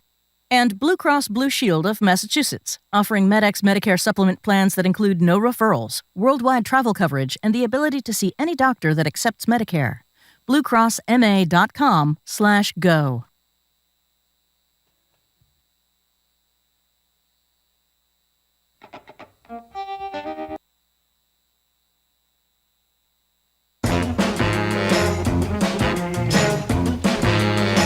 Welcome back to Boston Public Radio, live at the Boston Public Library. Marjorie's live in Brookline. She has a cough, etc., etc. Streaming on youtube.com/GBH News. By the way, we are not at the library on Friday, our usual day. It's the day after Thanksgiving, and we will both be in a tryptophan coma. In any case, with just 2 days until Thanksgiving, our anxieties about extended family time are starting to bubble over. So let's talk about one of the thornier issues Marjorie just mentioned around the big meal, when to eat it. Our number for texting and calling is 877-301-8970. Are you a noon household, opting for the earliest possible option, making the chef of the house wake up in the wee hours of the morning to slave over the oven so you can feel sated by 1 p.m. and slip into that tryptophan-induced coma by midday? And is that a coping mechanism for calming the masses to avoid any family political drama? Or are you more European with your dinner times, opting for a later option, enjoying endless dishes of appetizers and glasses of boxed wine until the main event is finally ready? The number is 877-301-8970. And by the way, that very debate was on the Family Guy. And here's an example from them. Okay, everyone, it's 2:30. Time for dinner. Because on Thanksgiving, 2:30 is dinner time for some reason. Exactly. I never understood it, Marjorie. Dinner to me is dinner. You can move it up 30 minutes, maybe to 6 o'clock. But I am not a midday Thanksgiving dinner kind of guy. How about you? So that means that Jim's spectacular turkey with all the fixings will be served at 6 o'clock. Somewhere around 6. There'll be appetizers. And by the way, you know what happens in the intervening hours? Incredible smells come together. That's true. And flow through the house. True. And there's very little that feels as good and smells as good as those kinds of things. The smells will be flowing through your house. How about you? Of course, you're not making a turkey, so I guess you're at the whim of whoever's house you're going to. Well, the most important event is, of course, the dog show, which is on at noontime. Oh, I forgot about that. Westminster. Is that Westminster? I don't know. No, it's the other one. It's in Philadelphia, Yeah, isn't you're it? right. Yeah, you are. Yeah, it's in your hometown. I love watching the dog show. It's absolutely right. That goes from 12 to 2, so it has to be after 2. You go over. I think start having a hors d'oeuvre cocktail around 3:34. Eat around 5:30. I don't want to eat too early in the day. What time do you start drinking on Thanksgiving? Tell the truth. When you get to the appointed house, it's not mine. And I say about 3 o'clock. 3 o'clock. Yeah. That's a perfect time. I think so. Sorry, then go you ahead. have time if you want to catch a late movie. Some people like to go to the movie on Thanksgiving. Wait a second. I just realized we don't talk about Woody Allen anymore for obvious reasons, but we do, I guess. Didn't you used to watch What's Going with your kids? And her sisters. One of the greatest movies ever. I love that movie. You don't watch anymore? No. It's hard to watch him. It's been ruined. It's been really, ruined because he plays such a big role in he her and her does. sisters. But Well, it was Manhattan's even wonderful. harder to watch if you Oh want to my be God! hard. Forget Manhattan. But Exactly. anyway, 877-301-8970. There's all this advice. The thing about Thanksgiving, I don't think people should be giving health advice on Thanksgiving. It's kind of like forget about it for the day. You know what I mean? I am really the way you're talking about. We read something from the American Heart Association, etc. Yeah, it said, you know what it says? It says have crudités with light balsamic dip or some such thing. I mean, the problem with eating at noon, beyond the fact it doesn't feel right. I'm with the Family Guy on this asleep. thing. No, not only that, you eat again, and there is really. Is there anybody? I can't believe you asked Bridget Lancaster if she was wearing elastic pants, and she said yes. Because you she got to said- love her for being that honest. She said it was one of the things to do on Thanksgiving. Just go with the elastic pants. You feel comfortable. Well, and can I you tell you? just keep going. Today is not Thanksgiving, and yet you asked her if she's wearing expanding pants in anticipation of Thanksgiving. No, I did not. I meant to today's ask her. Tuesday. I thought I asked her if Well, she's going to whatever. wear them on Thanksgiving. But they do give you health advice, and they say that it's bad to eat all this bulk at the end of the day. You know why, Jim? Yeah. Acid reflux. Is that it? Yeah, that's what they say. That hurts, you know what I mean? No, I mean, the other problem is there's nothing better than a great Thanksgiving meal, and there's nothing worse than being so stuffed you almost can't breathe. Would you not agree? Yeah, well, moderation is key, say the dietitians and the health nuts on this day. But I don't know anybody who's moderate on Thanksgiving, especially when you have all the pies. You have to keep room for dessert. And there's usually like 3 or 4 pies, and you have to try a little slice of them all. think you Pam do. from Boston, what do you think? Hey, Pam, what's up? Hi, Jim and Marjorie. Love you guys. Thanks. I grew up in an Italian family, and our Sunday dinner was always 1 o'clock, 2 o'clock. Yeah. So then the holiday dinners would always follow suit. So that's typical for us, and I think many other families as well. So if you eat dinner at 2 o'clock on a Sunday or on a holiday, do you go to bed at 4:30? What do you do exactly? Oh, no, we're still hungry around 6 o'clock. And you do it all over again? Yeah, do it. Well, not a whole big meal, but Thanksgiving, you'd look forward to those leftovers. Leftovers. What's that? We're eating out. We're eating out this year, as we have the last few years after we lost my parents. Oh. And my brother-in-law insists on having steak on Thanksgiving, and unfortunately, we're not cooking at home because he has to have his steak or prime rib. Now, Pam, tell us about eating out, because you're not going to get, I guess you can get doggy bags, but you're not going to have the same thing as you did at home, and it's going to be different. You're going to be with a whole bunch of people. How's that gone for you, eating out? Well, it is fun. We go to, some nice places in town. It's fun, but we will do dessert back at the condo, and so I'm making apple pies, squash pie, homemade, and my sister's doing a few desserts. And occasionally we'll do maybe a smaller Thanksgiving dinner another weekend. Yeah. Well, you know how to live. because I'm serious. I mean, I think Yeah. I think you nailed it, Pam. Thank you very much for the call. We appreciate it. By the way, Tailwind Farms, this is true if you have people over. This is on YouTube. He or she posted, eat early so everyone goes home by 6. That is huge. But the problem is if you eat early and they don't go home by 6, what do you do then? 3 o'clock, says Susan from Merrimack, texting from Seattle, is the perfect time for Thanksgiving dinner. Late enough to justify having breakfast in the morning, late enough to justify seconds later in the evening. How about that? Jackie in Cambridge, you're next on Boston Public Radio. What's up? Hi, Marjorie. How are you doing? We're excellent. Fine, Thank you for calling. Thanks for calling. So my question for Jim Yeah. is if he doesn't eat until 6, then what are you eating for lunch? Well, I can answer. The only thing Yeah, that go- is the only thing that's satisfying on Thanksgiving is turkey and mashed potatoes. And are you making a pasta dish? Like, what's going on? What are you eating until The dinner? answer is I'm eating every single thing that I'm cooking as I'm cooking it, with the exception of the turkey, because no one knows that you're eating all those things. You can't eat a pie either, obviously, but every single thing you mentioned, you can eat as the day goes along, right? So that's the benefit of having the stressful job doing the cooking. Doesn't that make sense to you? Yeah, that's fair enough. But what about all the guests? Well, they're gonna have to fend for themselves, Jackie. That's all I can say. I mean, you got to take care of number one first. And Jackie, thank you for the call. It's a good question, Jim, though, but I think I have a good answer. What? One of our Weisenheimer texters What? says, quotes you, saying, we don't talk about Woody Allen anymore. In fact, we talk about Woody Allen 3 or 4 times I know. a week. You know what the horrible thing is? I'm so sad that person picked up on that, because I realize, like, every week I say we don't talk about Woody Allen, and then I mention something that Woody Allen And we mentioned all his movies, yep. Well, since that texter, I mean, until he was credibly accused of what he was accused of with his kid, not to mention marrying his stepdaughter, which is a little troubling. I used to be my favorite filmmaker. I mean, it's a real problem. Here's a texter says it has to be lunch. Just seems weird to eat Thanksgiving dinner when it's dark. Plus, if it's a midday meal, you can play some football to burn off calories before you have your pie. Well, it's funny they say that, because you know this. I haven't said this in the air. Right after I eat, I invite all the neighborhood kids out to play football on Inman Street. Because there's nothing I like playing football with all the neighborhood kids, all the young kids, Yeah, throw no, the I old ball around. I understand you have a great arm, Jim. I do. That's what I hear. Legendary. And the kids love me for it. Let's go to New Hampshire. Margot, you're on Boston Public Radio. Thank you for calling. Hi. Hi. Hi. So I definitely think you should eat earlier than later. Yeah. And why? I think I think if you plan your whole day, you have your hors d'oeuvres and munchies, from noontime until you eat around between 2 and 3, and then you go for a nice long walk or play football or whatever, and you come back and have dessert. And I just think eating at night, you're so stuffed and so full that, I don't know, it kind of just seems like the wrong end of the day to eat all that much food. No, you unfortunately are a very sane soul, and I think you're exactly right. And Margot, thank you. That was for a great the call. But understanding it and doing it are two different things for me. What? Peggy in Rosendale says, we eat at 1 o'clock because we're all too old to drive home in the dark.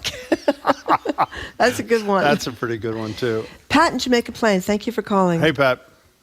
Hi. Hi. First of all, happy Thanksgiving to both of you and you crew. too. Thank you. Very Thank nice. you. Thank you. Thank you.